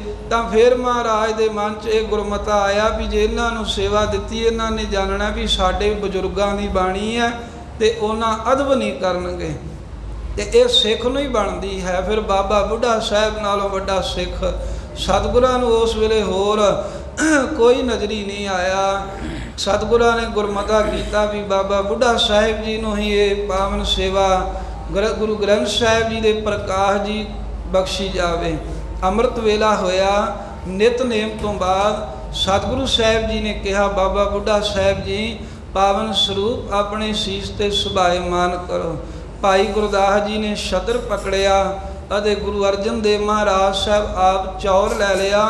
ਅੰਮ੍ਰਿਤਸਰ ਤੇ ਹੋਰ ਦੂਰੋਂ ਸੰਗਤਾਂ ਆਈਆਂ ਰਾਮਸਰ ਸਾਹਿਬ ਦੇ ਸਥਾਨ ਤੋਂ ਸ਼ਬਦ ਕੀਰਤਨ ਕਰਦਿਆਂ ਹੋਇਆਂ ਸ੍ਰੀ ਹਰਿਮੰਦਰ ਸਾਹਿਬ ਅੰਮ੍ਰਿਤ ਸਰੋਵਰ ਦੀ ਪਰਿਕਰਮਾ ਲੰਘ ਕਰਕੇ ਤੇ ਹਰਿਮੰਦਰ ਸਾਹਿਬ ਜਿੱਥੇ ਪਹਿਲਾਂ ਹੀ ਆਸਾ ਜੀ ਦਾ ਵਾਰ ਦਾ ਕੀਰਤਨ ਹੋ ਰਿਹਾ ਸੀ, ਸਤਿਗੁਰੂ ਸਾਹਿਬ ਜੀ ਆਏ। ਸ੍ਰੀ ਗੁਰੂ ਗ੍ਰੰਥ ਸਾਹਿਬ ਜੀ ਦਾ ਸਰੂਪ ਲੈ ਕੇ ਅੱਜ ਦੇ ਦਿਨ, ਅੱਜ ਤੋਂ 416 ਸਾਲ ਪਹਿਲਾਂ ਅੰਮ੍ਰਿਤ ਵੇਲੇ, ਅਤੇ ਸਤਿਗੁਰਾਂ ਨੇ ਜਦੋਂ ਅੰਦਰ ਪ੍ਰਵੇਸ਼ ਕੀਤਾ ਤੇ ਮੰਜੀ ਸਾਹਿਬ ਦੇ ਸਮੇਤ ਬਾਬਾ ਬੁੱਢਾ ਸਾਹਿਬ ਜੀ ਨੇ ਸ੍ਰੀ ਗੁਰੂ ਗ੍ਰੰਥ ਸਾਹਿਬ ਦੇ ਸਰੂਪ ਸੁਭਾਏਮਾਨ ਕਰਤੇ। ਕਿਉਂਕਿ ਮਰਿਆਦਾ ਸਤਿਗੁਰਾਂ ਪਹਿਲਾਂ ਦੱਸਦੀ ਸੀ ਵੀ 1.5 ਪਹਿਰ ਰਾਤ ਰਹਿੰਦੀ ਤੋਂ ਦੁੱਧ ਪਾਣੀ ਦੇ ਨਾਲ ਹਰਿਮੰਦਰ ਸਾਹਿਬ ਦਾ ਇਸ਼ਨਾਨ ਕਰਾਇਆ ਜਾਵੇ। 1 ਪਹਿਰ ਰਾਤ ਜਦੋਂ ਰਹਿ ਗਈ, ਭਾਵ 3 ਵਜੇ ਆਸਾ ਜੀ ਦੀ ਵਾਰ ਦਾ ਕੀਰਤਨ ਆਰੰਭ ਹੋ ਜਾਵੇ। ਜਦੋਂ 2 ਘੜੀਆਂ ਰਾਤ ਬਾਕੀ ਰਹਿ ਜੂ ਦਿਨ ਚੜ੍ਹਨ ਦੇ ਵਿੱਚ, ਉਦੋਂ ਫਿਰ ਪ੍ਰਕਾਸ਼ ਕੀਤਾ ਜਾਵੇ ਪਾਵਨ ਸਰੂਪ ਦਾ। ਇਵੇਂ ਹੀ ਹੋਇਆ ਜਦੋਂ ਸ੍ਰੀ ਆਸਾ ਜੀ ਦੀ ਵਾਰ ਦੇ ਕੀਰਤਨ ਦੇ ਭੋਗ ਪਏ। ਪਹਿਲੇ ਦਿਨ ਸੀ, ਸਤਿਗੁਰੂ ਸਾਹਿਬ ਗੁਰੂ ਅਰਜਨ ਦੇਵ ਮਹਾਰਾਜ ਜੀ ਨੇ ਉਸ ਵੇਲੇ ਬਚਨ ਕੀਤਾ, ਬੁੱਢਾ ਸਾਹਿਬ ਖੋਲ੍ਹੋ ਗ੍ਰੰਥ, ਲਿਹੋ ਆਵਾਜ਼, ਸੁਣੈ ਸਭ ਪੰਥ। ਵੀ ਪ੍ਰਕਾਸ਼ ਕਰੋ ਸ੍ਰੀ ਗ੍ਰੰਥ ਸਾਹਿਬ ਜੀ ਦਾ। ਸਤਿਗੁਰਾਂ ਦਾ ਬਚਨ ਮੰਨ ਕੇ ਅਦਬ ਸਾਹਿਤ ਗ੍ਰੰਥ ਸੋ ਖੋਲਾ, ਲੈ ਆਵਾਜ਼, ਬੁੱਢਾ ਮੁਖ ਬੋਲਾ। ਸੂਹੀ ਮਹੱਲਾ ਪੰਜਵਾਂ। ਸੰਤਾਂ ਕੇ ਕਾਰਜ ਆਪ ਖਲੋਇਆ, ਹਰ ਕੰਮ ਕਰਾਵਣ ਆਇਆ ਰਾਮ। ਤਰਤ ਸੁਹਾਵੀ ਤਾਲ ਸੁਹਾਵਾ, ਵਿੱਚ ਅੰਮ੍ਰਿਤ ਜਲ ਛਾਇਆ ਰਾਮ। ਇਹ ਪਾਵਨ ਮੁਖ ਵਾਕ ਆਇਆ। ਮੁਖ ਵਾਕ ਤੋਂ ਬਾਅਦ ਗੁਰੂ ਅਰਜਨ ਦੇਵ ਪਾਤਸ਼ਾਹ ਨੇ ਚੌਰ ਸਾਹਿਬ ਹੱਥ ਦੇ ਵਿੱਚ ਪਕੜ ਲਿਆ ਤੇ ਗਰੀਬ ਨਿਵਾਸ ਸਤਿਗੁਰੂ ਕਹਿੰਦੇ ਹੁਣ ਜਪ ਸਾਹਿਬ ਦਾ ਪਾਠ ਕਰੋ। ਵੀ ਜਦੋਂ ਮਹਾਰਾਜ ਦਾ ਸਰੂਪ ਦਰਸ਼ਨ ਕਰਨ ਵਾਸਤੇ ਪ੍ਰਕਾਸ਼ ਕਰਨਾ ਹੈ, ਮੁਖ ਵਾਕ ਤੋਂ ਬਾਅਦ ਜਪਜੀ ਸਾਹਿਬ ਦਾ ਪਾਠ ਜ਼ਰੂਰ ਕਰਨਾ ਹੈ। ਇਤਿਹਾਸ 'ਚ ਲਿਖਿਆ ਹੈ, ਭਾਵੇਂ ਅਸੀਂ ਉਹ ਮਰਿਆਦਾ ਛੱਡਤੀ ਹੈ। 5ਵੇਂ ਪਾਤਸ਼ਾਹ ਨੇ ਬਾਬਾ ਬੁੱਢਾ ਸਾਹਿਬ ਜੀ ਦੇ ਕੋਲੋਂ ਜਪਜੀ ਸਾਹਿਬ ਦਾ ਸੰਪੂਰਨ ਪਾਠ ਕਰਾਇਆ। ਜਿਹੜੇ ਗੁਰੂ ਕੇ ਕੀਰਤਨੀਏ ਬੈਠੇ ਸਨ, ਉਹਨਾਂ ਗੁਰੂ ਨਾਨਕ ਦੇਵ ਮਹਾਰਾਜ ਦਾ ਬਗਦਾਦ 'ਚ ਦਿੱਤਾ ਨਾਅਰਾ ਉਸ ਵੇਲੇ ਜਦੋਂ ਸਮਾਪਤੀ ਦੇ ਸਮੇਂ ਬੁਲੰਦ ਕੀਤਾ, ਸਤਿ ਸ੍ਰੀ ਅਕਾਲ, ਗੁਰ ਬਰੇ ਅਕਾਲ, ਤੇਰੀ ਮਹਿਮਾ ਅਪਰ ਅਪਾਰ। ਇਹ ਨਾਅਰਾ ਗੁਰੂ ਨਾਨਕ ਸਾਹਿਬ ਨੇ ਦਿੱਤਾ ਸੀ। ਤੇ ਸਰੂਪ ਦੇ ਪ੍ਰਕਾਸ਼ ਹੋਣ ਤੋਂ ਬਾਅਦ ਰਾਗੀ ਸਿੰਘਾਂ ਨੇ ਇਸ ਢੰਗ ਦੇ ਨਾਲ ਉਸ ਵੇਲੇ ਆਪਣੇ ਸਾਜ਼ਾਂ ਦੀ ਆਵਾਜ਼ ਕੱਢੀ ਵੀ ਵਾਰ-ਵਾਰ ਸਤਿ ਸ੍ਰੀ ਅਕਾਲ, ਗੁਰ ਬਰੇ ਅਕਾਰ, ਤੇਰੀ ਮਹਿਮਾ ਅਪਰ ਅਪਾਰ ਦਾ ਨਾਅਰਾ ਲੱਗਾ।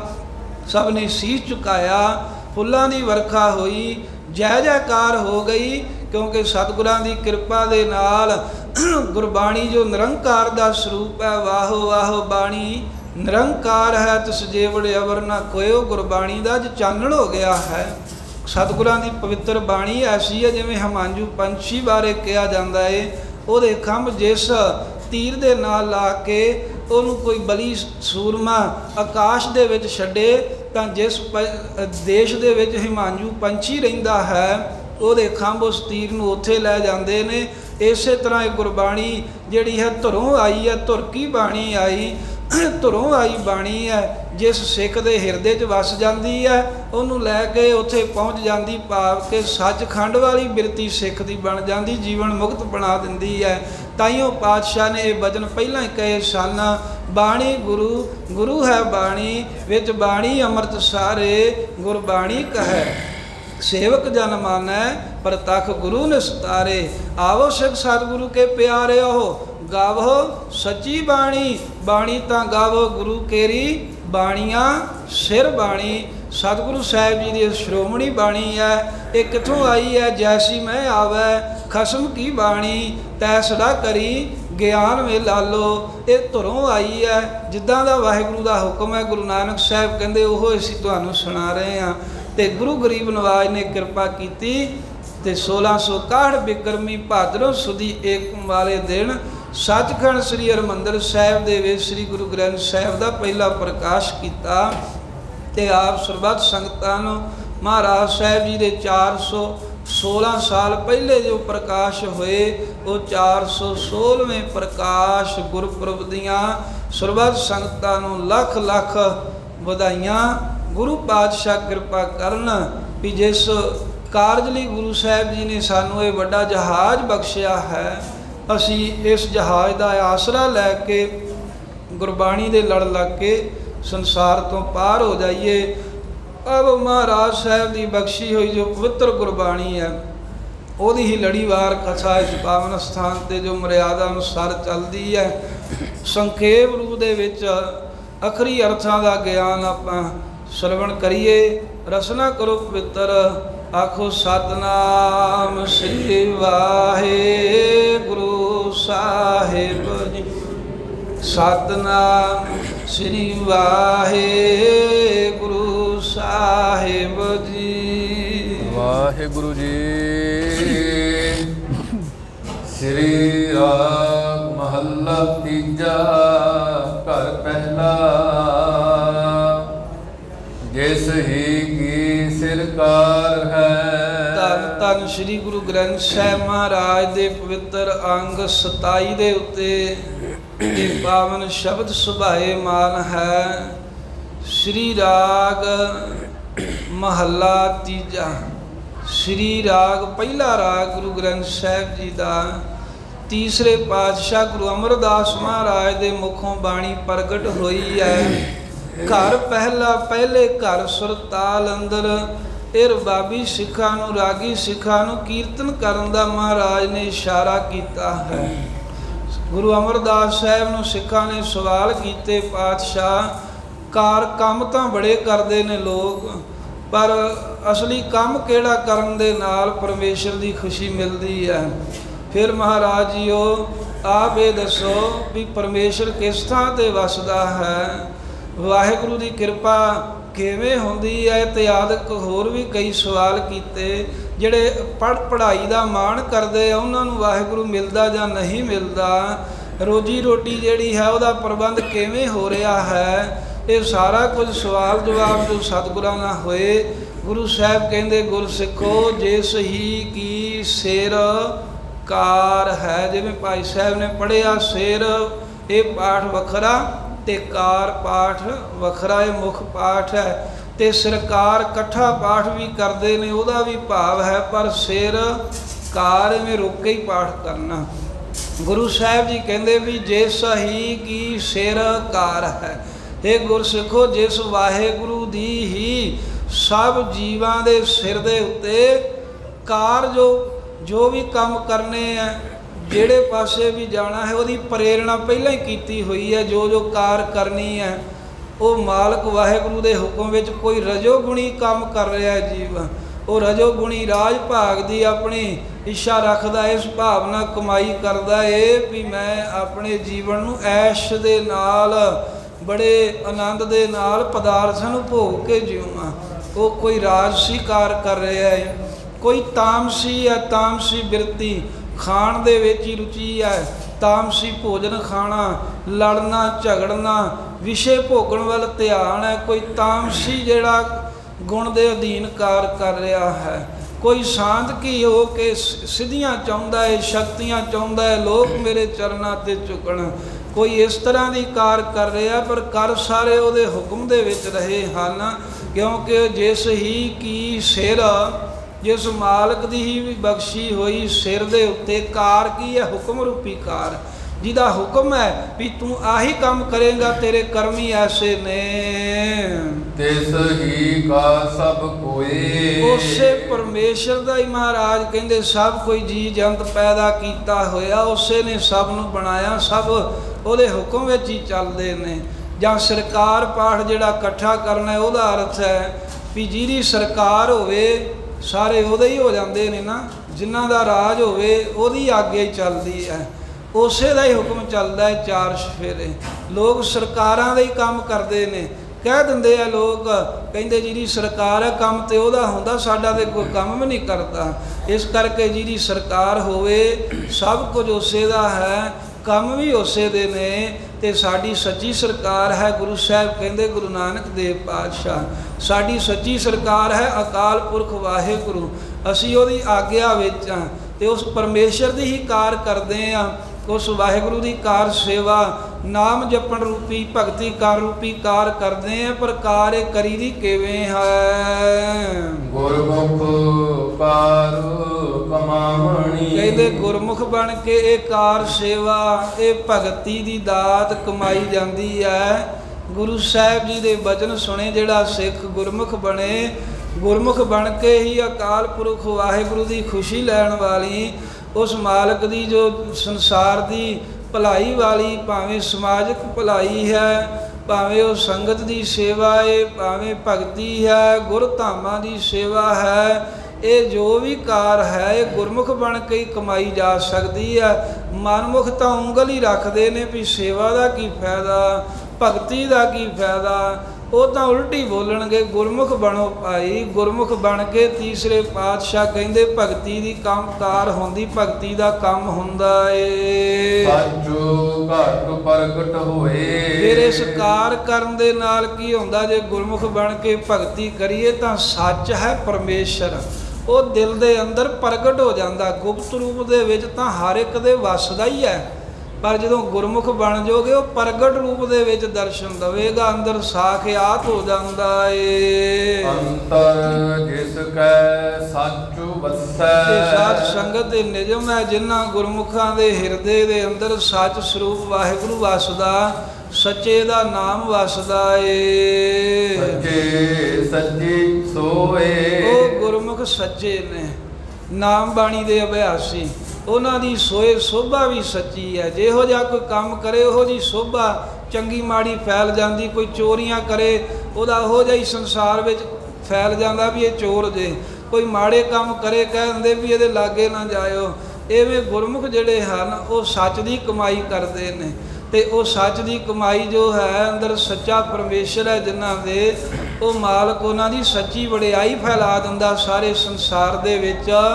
ਕਿਉਂਕਿ ਉਹ ਫਿਰ ਸਿੱਖ ਗੁਰੂ ਕਾ ਪਿਆਰਾ, ਉਹ ਸਿੱਖ ਆਪਣੇ ਆਪ ਸਾਰਿਆਂ ਨੂੰ ਚੰਗਾ ਲੱਗਣ ਲੱਗ ਪੈਂਦਾ ਹੈ। ਸਾਰੇ ਸੁਭਾਵਕ ਉਹਦੇ ਨਾਲ ਪ੍ਰੇਮ ਕਰਦੇ ਨੇ ਵੀ ਇਹ ਨਾਮ ਜਪਦਾ ਏ, ਇਹ ਭਗਤੀ ਕਰਦਾ ਹੈ। ਜੋ ਹਰ ਕਾ ਪਿਆਰਾ ਸੋ ਸਭਨਾ ਕਾ ਪਿਆਰਾ, ਐਸੀ ਬਖਸ਼ਿਸ਼ ਹੋ ਜਾਂਦੀ ਹੈ, ਗੁਰਮੁਖ ਪ੍ਰਗਟ ਹੋ ਜਾਂਦੇ ਹਨ। ਸੱਚੇ ਮਿਲੇ ਸੇ ਨਾ ਵਿਛੁੜੇ। ਆਦੇ ਜਿਹੜੇ ਸਾਧ ਸੰਗਤ ਜੀ ਸੱਚ ਪਰਮੇਸ਼ਰ ਦੇ ਨਾਲ ਮਿਲ ਗਏ ਨਾ ਇੱਕ ਵਾਰ, ਉਹ ਨਹੀਂ ਵਿਛੜਦੇ। ਆ ਜਿਹੜੇ ਉੱਤੋਂ ਕਹਿਣ ਨੂੰ ਆਖਣ ਵੀ ਅਸੀਂ ਮਿਲੇ ਆ, ਫਿਰ ਉਹ ਜੂਨੀਆਂ ਧੱਕੇ ਖਾਂਦੇ, ਫਿਰ ਅਸਲ 'ਚ ਮਿਲੇ ਨਹੀਂ ਹੈ। ਜਿਹੜਾ ਇੱਕ ਵਾਰ ਮਿਲ ਗਿਆ, ਜਿਵੇਂ ਹੁਣ ਸਮੁੰਦਰ 'ਚ ਪਾਣੀ ਪਾ ਦਿਓ, ਕੋਈ ਬਾਲਟੀ ਪਾਣੀ ਦਾ ਭਰ ਕੇ ਸਮੁੰਦਰ 'ਚ ਜਾ ਕੇ ਪਾ ਦਿਓ, ਜੇ ਆਖੇ ਵੀ ਹੁਣ ਇਹੀ ਪਾਣੀ ਕੱਢਣਾ ਉਹ ਨਹੀਂ ਕੱਢ ਸਕਦੇ, ਉਹ ਤਾਂ ਮਿਲ ਗਿਆ ਹੈ। ਹੁਣ ਇਸੇ ਤਰ੍ਹਾਂ ਜਿਹੜੇ ਗੁਰੂ ਸਾਹਿਬ ਦੁਆਰਾ ਸੱਚ ਵਿੱਚ ਮਿਲ ਗਏ, ਵਾਹਿਗੁਰੂ ਵਿੱਚ ਮਿਲ ਗਏ, ਉਹਨਾਂ ਦਾ ਫੇਰ ਜੰਮਣ ਮਰਨ 'ਚ ਪੈਣ ਰੂਪੀ ਵਿਛੋੜਾ ਨਹੀਂ ਹੁੰਦਾ। ਉਹਨਾਂ ਦਾ ਫੇਰ ਨਿੰਦਾ ਚੁਗਲੀ ਈਰਖਾ ਵਿਸ਼ੇ ਵਿਕਾਰ, ਇਹਨਾਂ ਦੋਖਾਂ 'ਚ ਪੈਣ ਰੂਪੀ ਵਿਛੋੜਾ ਨਹੀਂ ਹੁੰਦਾ। ਇਨ ਨਿਜ ਘਰ ਵਾਸਾ ਹੋਏ। ਕਿਉਂਕਿ ਉਹਨਾਂ ਦਾ ਆਪਣੇ ਘਰ 'ਚ ਵਾਸਾ ਹੋ ਗਿਆ ਹੈ। ਬਾਹਰ ਦੀ ਗੱਲ ਹੀ ਕਰ ਲਓ, ਹਰ ਕੋਈ ਬੰਦਾ ਆਪਣੇ ਘਰੇ ਹੀ ਵਸਣਾ ਚਾਹੁੰਦਾ। ਦਿਨੇ ਜਿੱਥੇ ਮਰਜ਼ੀ ਗਿਆ ਹੋਵੇ ਚਾਹੁੰਦਾ ਮੈਂ ਆਪਣੇ ਆਸਣ 'ਤੇ ਜਾਵਾਂ, ਕਿਉਂਕਿ ਆਪਣੇ ਘਰ ਦੇ ਨਿਵਾਸ ਵਿੱਚ ਆਨੰਦ ਹੈ। ਇਸੇ ਤਰ੍ਹਾਂ ਹੀ ਉਹ ਗੁਰਮੁਖ ਜਿਹੜੇ ਨੇ ਉਹ ਨਿਜ ਘਰ ਕੀ ਹੈ ਵੀ ਸਵੈ ਸਰੂਪ ਵਿੱਚ ਬਿਰਤੀ ਠਹਿਰ ਜਾਣੀ, ਆਪਣੇ ਅੰਤਰਾਤਮੇ ਟਿਕ ਜਾਣਾ। ਉਹਨਾਂ ਗੁਰਮੁਖਾਂ ਦਾ ਨਿਵਾਸ ਆਪਣੇ ਸਰੂਪ ਵਿੱਚ ਹੋ ਗਿਆ, ਵਾਹਿਗੁਰੂ ਦਿਖਦਾ ਏ, ਅੰਦਰ ਟਿਕੇ ਰਹਿੰਦੇ ਨੇ। ਬਾਹਰ ਦੀ ਭਟਕਣਾ, ਬਾਹਰ ਦੀ ਝਾਕ ਮੁੱਕ ਗਈ ਹੈ, ਇਸ ਕਰਕੇ ਉਹ ਗੁਰਮੁਖ ਵਿਛੜਦੇ ਨਹੀਂ।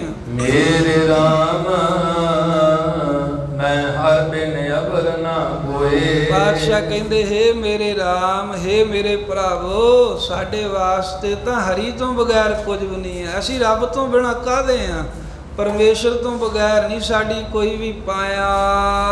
ਸਤਿਗੁਰ ਸੱਚ ਪ੍ਰਭ ਨਿਰਮਲਾ। ਕਿਉਂਕਿ ਸਤਿਗੁਰੂ ਸਾਹਿਬ ਸੱਚੇ ਪਾਤਸ਼ਾਹ ਜੀ ਨਿਰਮਲ ਸਰੂਪ ਹਨ। ਸਤਿਗੁਰ ਸੱਚ, ਸੱਚ ਸਰੂਪ ਨੇ, ਪ੍ਰਭ ਨਿਰਮਲਾ, ਪ੍ਰਭੂ ਦਾ ਸਰੂਪ ਨੇ, ਤੇ ਨਿਰਮਲ ਹਰ ਤਰ੍ਹਾਂ ਦੀ ਮੈਲ ਤੋਂ ਰਹਿਤ ਹਨ। ਸ਼ਬਦ ਮਿਲਾਵਾ ਹੋਏ। ਗੁਰੂ ਸਾਹਿਬ ਦੇ ਬਖਸ਼ੇ ਹੋਏ ਸ਼ਬਦ ਦੁਆਰਾ ਹੀ ਪਰਮੇਸ਼ਰ ਦੇ ਨਾਲ ਮਿਲਾਪ ਹੁੰਦਾ ਏ। ਰਹਾਉ ਵਿਸ਼ਰਾਮ ਦੇ ਕੇ ਬਖਸ਼ਿਸ਼ ਕਰਦੇ ਹਨ। ਸ਼ਬਦ ਮਿਲੈ ਸੋ ਮਿਲ ਰਹੈ। ਸਾਧ ਸੰਗਤ ਜੀ ਜਿਹੜੇ ਗੁਰੂ ਸਾਹਿਬ ਜੀ ਦੇ ਸ਼ਬਦ ਦੇ ਦੁਆਰਾ ਪਰਮੇਸ਼ਰ ਨਾਲ ਮਿਲੇ ਨੇ, ਉਹ ਸਦਾ ਹੀ ਵਾਹਿਗੁਰੂ ਦੇ ਨਾਲ ਮਿਲੇ ਰਹਿੰਦੇ ਹਨ। ਜਿਸਨੂੰ ਆਪੇ ਲਈ ਮਿਲਾਏ, ਪਰ ਮਿਲਦੇ ਉਹ ਨੇ ਜਿਨ੍ਹਾਂ ਨੂੰ ਵਾਹਿਗੁਰੂ ਆਪ ਗੁਰਾਂ ਦੁਆਰਾ ਮਿਲ ਲੈਂਦਾ ਏ। ਦੂਜੇ ਭਾਏ ਕੋ ਨਾ ਮਿਲੈ, ਜਿਹੜਾ ਦਵੈਤ ਭਾਵ ਰੱਖਦਾ ਨਾ, ਹੋਰ ਪਾਸੇ ਪ੍ਰੇਮ ਰੱਖਦਾ ਪਰਮੇਸ਼ਰ ਨੂੰ ਛੱਡ ਕੇ, ਉਹ ਨਹੀਂ ਵਾਹਿਗੁਰੂ ਨਾਲ ਮਿਲਦਾ। ਫਿਰ ਆਵੇ ਜਾਏ, ਉਹ ਇਸੇ ਦਵੈਤ ਭਾਵ ਦੇ ਪ੍ਰੇਮ ਕਰਕੇ ਮੁੜ ਮੁੜ ਕੇ ਆਉਂਦਾ ਜਾਂਦਾ ਟੇਢੀਆਂ ਜੂਨਾਂ ਵਿੱਚ। ਸਭ ਮੈਂ ਇੱਕ ਵਰਤਦਾ, ਪਾਤਸ਼ਾਹ ਜੀ ਪਰਮੇਸ਼ਰ ਕਿੱਥੇ ਰਹਿੰਦਾ ਹੈ? ਮਹਾਰਾਜ ਕਹਿੰਦੇ ਉਹ ਤਾਂ ਇੱਕ ਸਾਰਿਆਂ ਵਿੱਚ ਹੀ ਵਰਤ ਰਿਹਾ ਹੈ। ਇੱਕੋ ਰਹਿਆ ਸਮਾਏ, ਹਰ ਇੱਕ ਜੀ ਜੰਤੂ ਦੇ ਵਿੱਚ ਇੱਕ ਪਰਮੇਸ਼ਰ ਹੀ ਸਮਾਰਿਆ ਮਿਲਿਆ ਹੋਇਆ ਏ। ਜਿਸਨੂੰ ਆਪ ਦਇਆਲ ਹੋਏ, ਪਰ ਜਿਨ੍ਹਾਂ ਦੇ ਵਾਹਿਗੁਰੂ ਆਪ ਦਿਆਲੂ ਹੁੰਦਾ ਗੁਰਾਂ ਰਾਹੀਂ, ਸੋ ਗੁਰਮੁਖ ਨਾਮ ਸਮਾਏ। ਉਹ ਗੁਰਮੁਖ ਵਾਹਿਗੁਰੂ ਦਾ ਨਾਮ ਜਪਦੇ ਆ, ਪਰਮੇਸ਼ਰ ਦੇ ਨਾਮ 'ਚ ਹੀ ਸਮਾ ਜਾਂਦੇ, ਲੀਨ ਹੋ ਜਾਂਦੇ ਹਨ।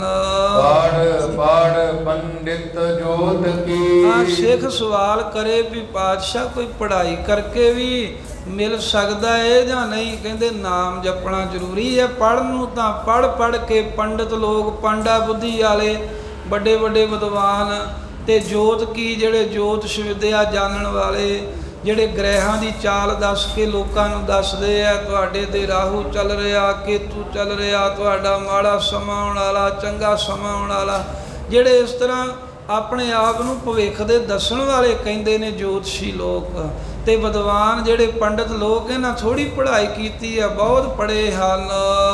ਵਾਦ ਕਰਹਿ ਵਿਚਾਰੂ, ਪਰ ਇਹ ਵਾਦ ਝਗੜੇ ਵਾਲੀ ਵਿਚਾਰ ਕਰਦੇ ਆ। ਪੰਡਿਤ ਕਹਿੰਦਾ ਹੈ ਵੀ ਮੇਰਾ ਸਿਧਾਂਤ ਠੀਕ ਹੈ, ਜੋਤਸ਼ੀ ਕਹਿੰਦਾ ਜੋ ਮੈਂ ਦੱਸਤਾ ਉਹੀ ਸੱਚ ਹੈ। ਇਵੇਂ ਆਪਸ ਵਿੱਚ ਵਿਚਾਰਾਂ ਕਰਦੇ, ਝਗੜੇ ਕਰਦੇ ਹਨ, ਆਪਣੀ ਗੱਲ ਨੂੰ ਸਹੀ ਕਰਦੇ, ਦੂਜੇ ਦੀ ਗੱਲ ਨੂੰ ਖੰਡਨ ਕਰਦੇ ਨੇ। ਮਤ ਬੁੱਧੇ ਭਵੀ ਨਾ ਬੁਝਈ, ਮਤ ਬੁੱਧ ਭਵੀ ਨਾ ਬੁਝਈ। ਪਾਤਸ਼ਾਹ ਕਹਿੰਦੇ ਵੀ ਉਹਨਾਂ ਦੀ ਜਿਹੜੀ ਬੁੱਧ ਹੈ ਨਾ, ਉਹ ਭੌਂ ਗਈ ਹੈ, ਵਿਦਿਆ ਕਰਕੇ ਨਾ ਭਟਕ ਗਈ ਹੈ।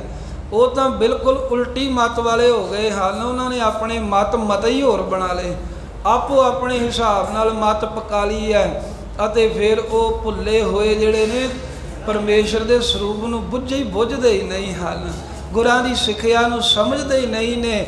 ਉਹ ਆਪਣੀ ਮਤ ਜਿਹੜੀ ਹੈ ਉਹਦੇ ਪਿੱਛੇ ਲੱਗਦੇ ਨੇ, ਉਹਨਾਂ ਦੀ ਬੁੱਧੀ ਮਾਇਆ ਵਿੱਚ ਲੱਗ ਕੇ ਵਿਦਿਆ ਦੇ ਹੰਕਾਰ 'ਚ ਭਟਕ ਚੁੱਕੀ ਹੈ। ਅੰਤਰ ਲੋਭ ਵਿਕਾਰ, ਫਿਰ ਇਹਨਾਂ ਦੇ ਅੰਦਰ ਲੋਭ ਹੈ, ਤੇ ਲੋਭ ਕਰਕੇ ਕਈ ਤਰ੍ਹਾਂ ਦੇ ਵਿਕਾਰ ਹੋਰ ਵੀ ਪੈਦਾ ਹੁੰਦੇ ਨੇ।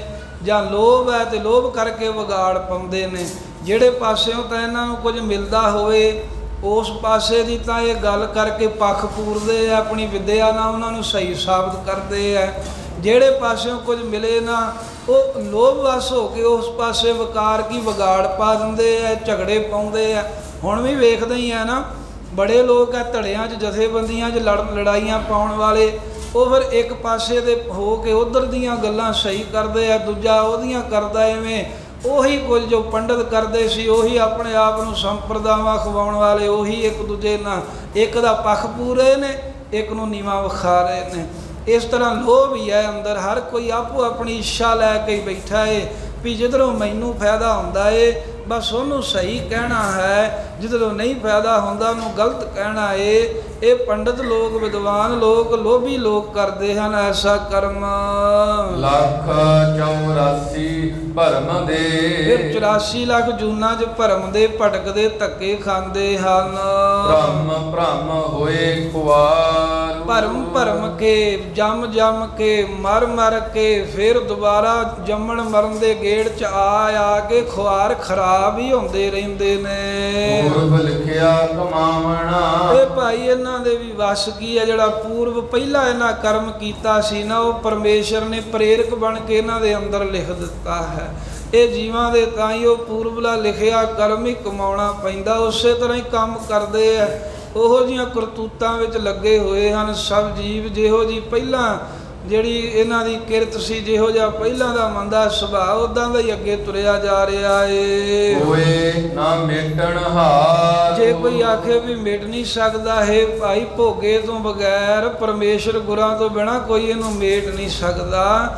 ਜਿਹੜੇ ਕਰਮ ਲਿਖੇ ਗਏ ਆ ਉਹ ਭੋਗਣੇ ਪੈਣੇ ਹਨ, ਕੋਈ ਨਹੀਂ ਮੇਟਣ ਨੂੰ ਸਮਰੱਥ ਗੁਰੂ ਦਾ ਤੇ ਪਰਮੇਸ਼ਰ ਦਾ ਲਿਖਿਆ। ਸਤਿਗੁਰ ਕੀ ਸੇਵਾ ਗਾਖੜੀ। ਹਾਂ, ਜੇ ਤੂੰ ਇਹਨੂੰ ਮੇਟਣਾ ਚਾਹੁੰਦਾ ਹੈ ਨਾ ਤਾਂ ਗੁਰਾਂ ਦੀ ਸੇਵਾ ਕਰਨੀ ਪਊ। ਕਿਉਂਕਿ ਜਿਵੇਂ ਗੁਰੂ ਅਰਜਨ ਦੇਵ ਮਹਾਰਾਜ ਸਾਹਿਬ ਸੱਚੇ ਪਾਤਸ਼ਾਹ ਨੇ ਸੁਕੇਤ ਮੰਡੀ ਰਾਜੇ ਦਾ ਉਹ ਸੁਪਨੇ ਦੇ ਵਿੱਚ ਹੀ ਸਾਧ ਸੰਗਤ ਜਿਹੜਾ ਚੰਡਾਲਾਂ ਦਾ ਜਨਮ ਸੀ ਉਹ ਖਤਮ ਕਰ ਦਿੱਤਾ। ਸਮੀਰ ਨੂੰ ਕਲਗੀਧਰ ਸਾਹਿਬ ਜੀ ਨੇ ਉਹ ਸਾਰੇ ਹੀ ਉਹਦੇ ਜਿੰਨੇ ਵੀ ਅੱਗੇ ਕਰਮ ਭੋਗਣੇ ਪੈਣੇ ਸਨ, ਜਨਮ ਇੱਕੇ ਰਾਤ ਵਿੱਚ ਹੀ ਸਾਰੇ ਮਹਾਰਾਜ ਨੇ ਉਹਨੂੰ ਭੁਗਾ ਦਿੱਤੇ ਵੀ ਸਤਿਗੁਰੂ ਸਮਰੱਥ ਹੈ, ਭੋਗਣਾ ਪੈਂਦਾ। ਬਸ ਇਹ ਆ ਵੀ ਗੁਰੂ ਸੂਲੀ ਤੋਂ ਸੂਲ ਕਰ ਦਿੰਦਾ, ਕੰਡਾ ਕਰਕੇ ਬਸ ਉਹ ਕਰਮ ਨਿਬੇੜ ਦਿੰਦਾ ਹੈ। ਕਿੱਥੇ ਸੂਲੀ ਚੜ੍ਹਨਾ ਹੈ, ਕਿੱਥੇ ਕੰਡਾ ਵੱਜਣਾ ਹੈ। ਗੁਰੂ ਉਹ ਭਗਾਉਂਦਾ ਜ਼ਰੂਰ ਹੈ, ਭੋਗਣਾ ਤਾਂ ਪੈਂਦਾ ਹੀ ਹੈ, ਪਰ ਗੁਰੂ ਕੋਲੋਂ ਜੁਗਤ ਹੈ, ਗੁਰੂ ਸਮਰੱਥ ਹੈ। ਉਹ ਸਿੱਖ ਦੇ ਜੀਵ ਦੇ ਜਿਹੜੇ ਕਰਮ ਹਨ ਉਹਨਾਂ ਨੂੰ ਸੌਖੀਆਂ ਭੁਗਾ ਦਿੰਦਾ, ਸੁਪਨੇ ਜੀ ਖਤਮ ਕਰ ਦਿੰਦਾ। ਇਸ ਕਰਕੇ ਗੁਰਾਂ ਦੀ ਸੇਵਾ ਕਰੋ, ਗੁਰੂ ਅਮਰਦਾਸ ਸਾਹਿਬ ਕਹਿੰਦੇ। ਪਰ ਇੱਕ ਨਾਲ ਇਹ ਸ਼ਰਤ ਰੱਖ ਦਿੱਤੀ ਵੀ ਜਿਹੜੀ ਸਤਿਗੁਰੂ ਦੀ ਸੇਵਾ ਹੈ ਭਲਿਆ ਪਹਿਲਾਂ ਇਹ ਧਿਆਨ ਦੇ ਲਈ ਵੀ ਸੇਵਾ ਕਰਨ ਚੱਲੇ ਆ, ਬਾਅਦ 'ਚ ਡੋਲੀ ਨਾ, ਕਿਉਂਕਿ ਗਾਖੜੀ ਬੜੀ ਔਖੀ ਹੈ। ਮਹਾਰਾਜ ਦੀ ਦੱਸੀ ਹੋਈ ਸੇਵਾ, ਗੁਰੂ ਦਾ ਦੱਸਿਆ ਹੋਇਆ ਵਚਨ ਕਮਾਉਣਾ ਬਹੁਤਾ ਹੀ ਔਖਾ ਏ। ਸਿਰ ਦੀਜੈ ਆਪ ਗਵਾਏ। ਆ ਸਿਰ ਹੀ ਦੇਣਾ ਪੈਂਦਾ ਗੁਰੂ ਦੇ ਅੱਗੇ, ਤੇ ਸਿਰ ਦੇ ਕੇ ਤੇ ਫਿਰ ਇਹਦਾ ਇਹ ਵੀ ਹੰਕਾਰ ਨਹੀਂ ਕਰਨਾ ਵੀ ਮੈਂ ਸਿਰ ਦਿੱਤਾ, ਆਪਾ ਭਾਵ ਵੀ ਗਵਾਉਣਾ ਪੈਂਦਾ ਹੈ। ਜਿਵੇਂ ਪ੍ਰਤੱਖ ਸਿਰ ਵੀ ਦਿੱਤੇ ਸਨ ਪੰਜਾਂ ਪਿਆਰਿਆਂ ਨੇ, ਇਸੇ ਪ੍ਰਕਾਰ ਸਿਰ ਦੇਣ ਤੋਂ ਭਾਵ ਇਹ ਹੈ ਵੀ ਆਪਣੀ ਜਿਹੜੀ ਹੈਂਕੜਬਾਜੀ ਆ ਨਾ ਉਹ ਗੁਰੂ ਅੱਗੇ ਛੱਡਣੀ ਪੈਂਦੀ ਹੈ। ਆਪਣੇ ਸਿਰ ਦੇ ਵਿੱਚ ਹੀ ਸਮਝਦੇ ਆ ਨਾ ਵੀ ਇੱਥੋਂ ਹੀ ਸਭ ਕੁਝ ਕੰਟਰੋਲ ਹੁੰਦਾ, ਸਰੀਰ ਇੱਥੋਂ ਹੀ ਵਿਚਾਰਾਂ ਨਿਕਲਦੀਆਂ। ਕਹਿੰਦੇ ਵੀ ਆਪਣੀ ਸਿਆਣਪ ਸੋਚਣੀ ਛੱਡਦੇ, ਆਪਣਾ ਸਿਰ ਹੀ ਗੁਰੂ ਅੱਗੇ ਬਸ ਅਰਪਣ ਹੀ ਕਰਦੇ। ਮਹਾਰਾਜ ਮੈਂ ਕੁਝ ਨਹੀਂ ਹੈ, ਮੇਰੀ ਕੋਈ ਸਿਆਣਪ ਨਹੀਂ, ਮੈਂ ਔਗਣੀ ਆਰਾ ਪਾਪੀ ਹੈ, ਗੁਨਾਹਗਾਰ ਹੈ, ਮੇਰੀ ਥੋੜ੍ਹੀ ਮੱਤ ਹੈ ਤੇ ਆਪ ਕਿਰਪਾ ਕਰੋ। ਇਸ ਤਰ੍ਹਾਂ ਜਿਹੜਾ ਆਪਣੇ ਅੰਦਰੋਂ ਬਿਲਕੁਲ ਹੀ ਸਾਧ ਸੰਗਤ ਹਉਮੈ ਦਾ ਤਿਆਗ ਕਰ ਦੇਣਾ। ਹਉਮੈ ਉਹ ਗੁਣਾਂ ਦੀ ਵੀ ਹੋ ਸਕਦੀ ਹੈ, ਹਉਮੈ ਆਪਣੇ ਕਿਸੇ ਅਹੁਦੇ 'ਤੇ ਬੈਠੇ ਹੋਣ ਕਰਕੇ ਅਹੁਦੇ ਦੀ ਵੀ ਹੋ ਸਕਦੀ ਹੈ, ਹਉਮੈ ਆਪਣੇ ਸਰੀਰ ਦੀ ਸੁੰਦਰਤਾ ਦੀ ਵੀ ਹੋ ਸਕਦੀ ਹੈ, ਹਉਮੈ ਹੋ ਸਕਦੀ ਹੈ ਵੀ ਮੈਂ ਸਿਆਣਾ ਬੜਾ, ਮੈਂ ਵਕੀਲਗਰੀਆਂ ਬੜੀਆਂ ਜਾਣਦਾ ਹਾਂ। ਪਰ ਕਿਸੇ ਤਰ੍ਹਾਂ ਦੀ ਵੀ ਹਉਮੈ ਹੋਵੇ, ਇਹ ਹਉਮੈ ਛੱਡਣੀ ਹੈ, ਇਹ ਗੁਰੂ ਨੂੰ ਸਿਰ ਦੇਣਾ ਹੈ। ਤੇ ਫਿਰ ਆਪ ਗਵਾਏ, ਆਪਾ ਭਾਵ ਵੀ ਗਵਾ ਦੇ। ਇਹ ਕਵੇ ਹੀ ਨਾ ਵੀ ਮੈਂ ਵੇਖੋ ਵੀ ਗੁਰੂ ਲਈ ਆਹ ਕੀਤਾ, ਮੈਂ ਗੁਰੂ ਲਈ ਆਹ ਛੱਡ ਦਿੱਤਾ। ਸੇਵਾ ਕਰਕੇ ਵੀ ਤੇ ਕਿਸੇ ਤਰ੍ਹਾਂ ਦਾ ਮਾਣ ਹੰਕਾਰ ਨਾ ਕਰੇ, ਦੇਹ ਦਾ ਹੰਕਾਰ ਨਾ ਕਰੇ। ਇਹ ਫਿਰ ਸਤਿਗੁਰੂ ਦੀ ਸੇਵਾ ਕੀਤਿਆਂ ਖੁਸ਼ੀ ਮਿਲਦੀ ਹੈ। ਸ਼ਬਦ ਮਿਲਹਿ ਤਾ ਹਰ ਮਿਲੈ। ਫਿਰ ਗੁਰੂ ਸਾਹਿਬ ਦੀ ਸੇਵਾ ਕਰਦੇ ਆ, ਗੁਰੂ ਦਾ ਸ਼ਬਦ ਪ੍ਰਾਪਤ ਹੋ ਜਾਂਦਾ ਹੈ। ਤੇ ਗੁਰੂ ਸ਼ਬਦ ਦੀ ਜੋ ਕਮਾਈ ਕਰਦੇ ਨੇ, ਜਿਨ੍ਹਾਂ ਨੂੰ ਗੁਰੂ ਦਾ ਸ਼ਬਦ, ਗੁਰੂ ਦਾ ਨਾਮ ਬਖਸ਼ਿਆ ਮਿਲ ਗਿਆ, ਜਿਹੜੇ ਸ਼ਬਦ ਦੁਆਰਾ ਵਾਹਿਗੁਰੂ ਦੇ ਨਾਲ ਮਿਲੇ, ਸ਼ਬਦ ਮਿਲੈ ਤਾ ਹਰ ਮਿਲੈ। ਤਾਂ ਹਰੀ ਪਰਮੇਸ਼ਰ ਅਕਾਲ ਪੁਰਖ ਵਾਹਿਗੁਰੂ ਮਿਲਦਾ ਹੈ ਗੁਰ ਸ਼ਬਦ ਦੀ ਕਮਾਈ ਕਰਕੇ। ਸੇਵਾ ਪਵੈ ਸਭ ਥਾਈ। ਤੇ ਜਦੋਂ ਹਰੀ ਪ੍ਰਾਪਤ ਹੋ ਗਿਆ ਫਿਰ ਸੇਵਾ ਕੀਤੀ ਥਾਂ ਪੈ ਜਾਂਦੀ ਹੈ। ਫਿਰ ਕਬੂਲ ਹੋ ਜਾਈਦਾ ਵੀ ਮਹਾਰਾਜ ਦੀ ਸੇਵਾ ਕੀਤੀ ਸੀ, ਸਤਿਗੁਰੂ ਦਾ ਹੁਕਮ ਮੰਨਿਆ ਸੀ, ਹੁਣ ਵਾਹਿਗੁਰੂ ਨਾਲ ਮਿਲ ਕੇ ਤੇ ਪ੍ਰਵਾਨ ਹੋ ਗਏ ਹਾਂ। ਪਾਰਸ ਪਰਸੈ ਪਾਰਸ ਹੋਏ। ਸਾਧ ਸੰਗਤ ਜੀ, ਪਾਰਸ ਦੇ ਪਰਸਣੇ ਨਾਲ ਪਾਰਸ ਤੇ ਗੁਰੂ ਪਾਰਸ ਵਿੱਚ ਇੱਕ ਫਰਕ ਹੈ। ਉਹ ਇੱਥੇ ਗੁਰੂ ਨੂੰ ਪਾਰਸ ਕਿਹਾ ਹੈ, ਪਰ ਪਾਰਸ ਦੀ ਵੱਟੀ ਦੇ ਗੁਰਾਂ 'ਚ ਫਰਕ ਇਹ ਹੈ ਵੀ ਜਿਹੜੀ ਪਾਰਸ ਦੀ ਵੱਟੀ ਹੈ ਉਹ 8 ਨਖਿੱਧ ਧਾਤਾਂ ਨੂੰ ਸੋਨਾ ਬਣਾ ਦਿੰਦੀ ਹੈ। ਉਹ ਉਹਨਾਂ ਨੂੰ ਚੰਗਾ ਧਾਤ, ਚੰਗਾ ਜੀਵਨ ਬਖਸ਼ ਦਿੰਦੀ, ਪਰ ਆਪਣੇ ਵਰਗਾ ਨਹੀਂ ਬਣਾਉਂਦੀ।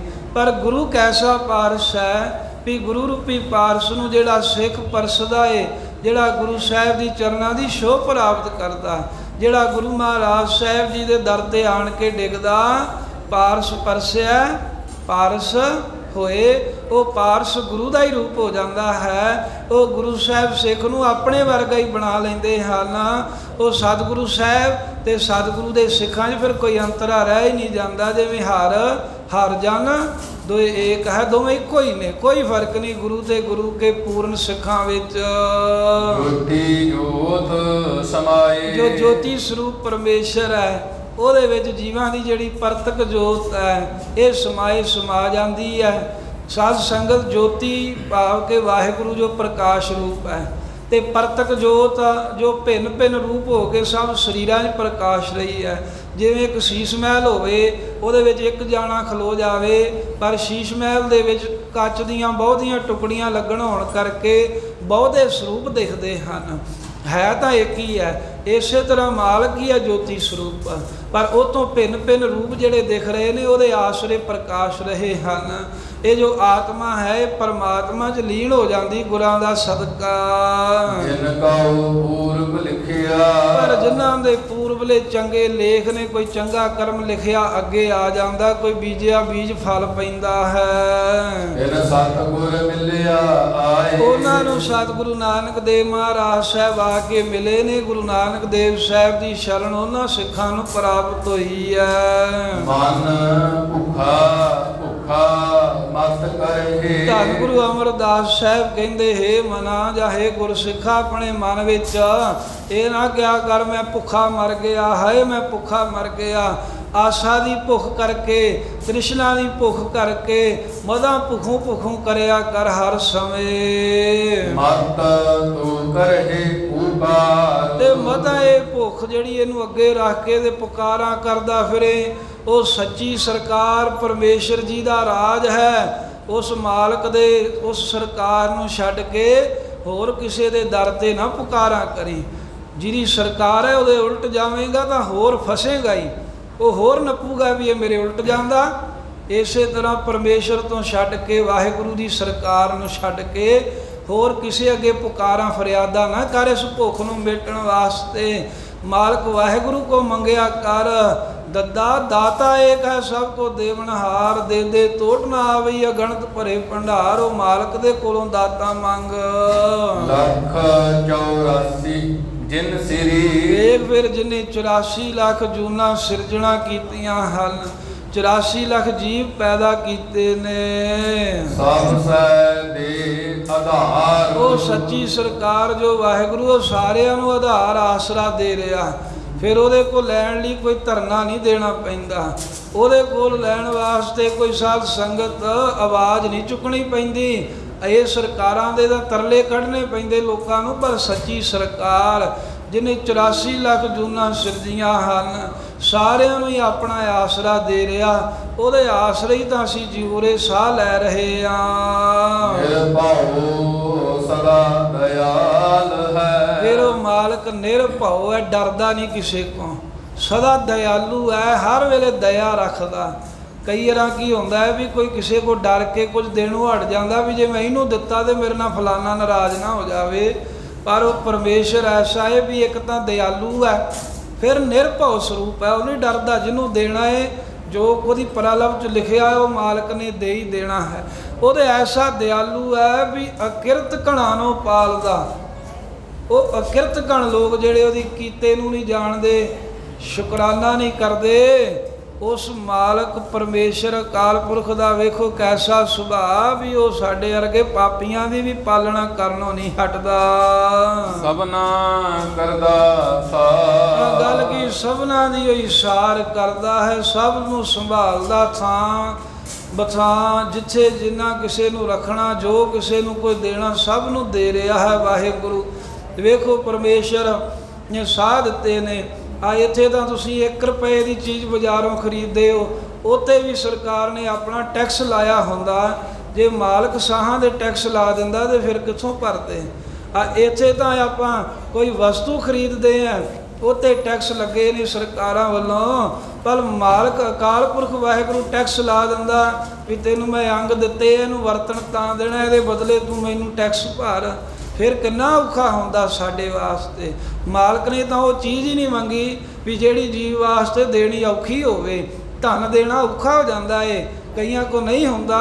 ਪਰ ਮਾਲਕ ਨੇ ਤਾਂ ਇਹ ਚੀਜ਼ਾਂ ਮੰਗੀਆਂ ਹੀ ਨਹੀਂ ਹੈ। ਪਾਤਸ਼ਾਹ ਦੇ ਕਹਿੰਦੇ ਬਸ ਜਿਹੜੇ ਸਾਹ ਦਿੱਤੇ ਨੇ ਇਹ ਸਾਹਾਂ ਨਾਲ ਜਿਹੜੀ ਜ਼ਬਾਨ ਦਿੱਤੀ ਹੈ ਇਹਨੂੰ ਹਿਲਾਈ ਜਾ ਤੇ ਮਨ ਵਿੱਚ ਕਹੀ ਜਾ ਵਾਹਿਗੁਰੂ ਵਾਹਿਗੁਰੂ, ਇਹ ਅਭਿਆਸ ਕਰੀ ਜਾ, ਹੋਰ ਤੈਨੂੰ ਕੋਈ ਦੇਣ ਦੀ ਲੋੜ ਨਹੀਂ ਹੈ। ਐਸੇ ਮਾਲਕ ਨੂੰ ਨਹੀਂ ਭੁਲਾਉਣਾ ਚਾਹੀਦਾ ਜੋ ਸਭ ਦੀ ਸੰਭਾਲ ਕਰ ਰਿਹਾ ਏ। ਨਾਨਕ ਗੁਰਮੁਖ ਬੁੱਝੀਐ। ਧੰਨ ਗੁਰੂ ਅਮਰਦਾਸ ਸਾਹਿਬ ਕਹਿੰਦੇ ਵੀ ਗੁਰਮੁਖ ਬਣ ਕੇ ਗੁਰਾਂ ਦੁਆਰਾ ਇਹ ਬੁੱਝ ਲਈਏ, ਸਮਝ ਲਈਏ, ਸਿੱਖਿਆ ਪਾਈਐ ਮੁਖ ਦੁਆਰ। ਇਹ ਗੁਰੂ ਸਾਹਿਬ ਦੀ ਕਿਰਪਾ ਦੇ ਨਾਲ ਇਹ ਸੰਸਾਰ ਵਿੱਚੋਂ ਮੁਕਤੀ ਦਾ ਦਰਵਾਜ਼ਾ ਬ੍ਰਹਮ ਗਿਆਨ ਜੋ ਹੈ ਉਹ ਪ੍ਰਾਪਤ ਕਰ ਲਾਂਗੇ। ਆ ਚਿੰਤਾ ਤੋਂ ਮੁਕਤ ਹੋ ਜਾਾਂਗੇ, ਜਿਉਂਦੇ ਆਂ ਆ ਫਿਕਰ ਤੋਂ ਮੁਕਤ ਹੋ ਜਾਾਂਗੇ। ਮਾੜੀ ਸੋਚਣੀ, ਮਾੜੇ ਖਿਆਲ, ਮਾੜੇ ਕਰਮ ਇਹ ਸਾਰੇ ਹੀ ਛੁੱਟ ਜਾਣਗੇ। ਜੰਮਣ ਮਰਨ ਤੋਂ ਮੁਕਤ ਹੋ ਜਾਵਾਂਗੇ। ਗੁਰੂ ਸਾਹਿਬ ਦੀ ਕਿਰਪਾ ਪ੍ਰਾਪਤ ਕਰਕੇ ਗੁਰਾਂ ਕੋਲੋਂ ਗੁਰਮੁਖ ਬਣ ਕੇ ਜੇ ਬੁੱਝ ਲਈਏ, ਸਿੱਖਿਆ ਸਮਝ ਲਈਏ। ਪਾਤਸ਼ਾਹ ਜੀ ਨੇ ਪਵਿੱਤਰ ਉਪਦੇਸ਼ ਬਖਸ਼ਿਸ਼ ਕੀਤਾ ਹੈ। ਨੀਅਤ ਸਮੇਂ ਤੋਂ ਸਮਾਂ ਕਾਫੀ ਉੱਪਰ ਗਿਆ ਕਿਉਂਕਿ ਅੱਜ ਪਵਿੱਤਰ ਦਿਹਾੜਾ ਸੀ। ਸ਼ਬਦ ਵੀ ਲੰਮੇਰਾ, ਗੁਰੂ ਸਾਹਿਬ ਤੇ ਗੁਰੂ ਕੀ ਸੰਗਤ ਫਿਰ ਵੀ ਸਦਾ ਹੀ ਬਖਸ਼ਿੰਦੀ ਹੈ। ਬਖਸ਼ਣਹਾਰ ਹੈ, ਆਪ ਜੀ ਨੇ ਬਖਸ਼ ਲੈਣਾ। ਸੋ ਆਪ ਸੰਗਤਾਂ ਨੂੰ ਇੱਕ ਵਾਰ ਫੇਰ ਸਤਿਗੁਰੂ ਮਹਾਰਾਜ ਸ੍ਰੀ ਗੁਰੂ ਗ੍ਰੰਥ ਸਾਹਿਬ ਜੀ ਦੇ ਪਹਿਲੇ ਪ੍ਰਕਾਸ਼ ਦਿਹਾੜੇ ਦੀਆਂ ਲੱਖ ਲੱਖ ਵਧਾਈਆਂ ਹੋਣ। ਜਦੋਂ ਜਿੰਨਾ ਚਿਰ ਮਹਾਰਾਜ ਸਾਹਿਬ ਦੇ ਸਰੂਪ ਰਮਾਲਾ ਸਾਹਿਬ ਸੁਭਾਏ ਮਾਨ ਨਾ ਹੋ ਜਾਣ, ਕੋਈ ਵੀ ਸੰਗਤ ਅਰਦਾਸ ਵਾਸਤੇ ਉੱਠਣਾ ਨਾ ਕਰੇ। ਨਿਰਭਉ ਸਦਾ ਦਇਆਲ ਹੈ, ਸਭਨਾ ਕਰਦਾ ਸਾਰ। ਨਾਨਕ ਗੁਰਮੁਖ ਬੁੱਝੀਐ, ਪਾਈਐ ਮੁਖ ਦੁਆਰ। ਵਾਹਿਗੁਰੂ ਜੀ ਕਾ ਖਾਲਸਾ, ਵਾਹਿਗੁਰੂ ਜੀ ਕੀ ਫਤਿਹ।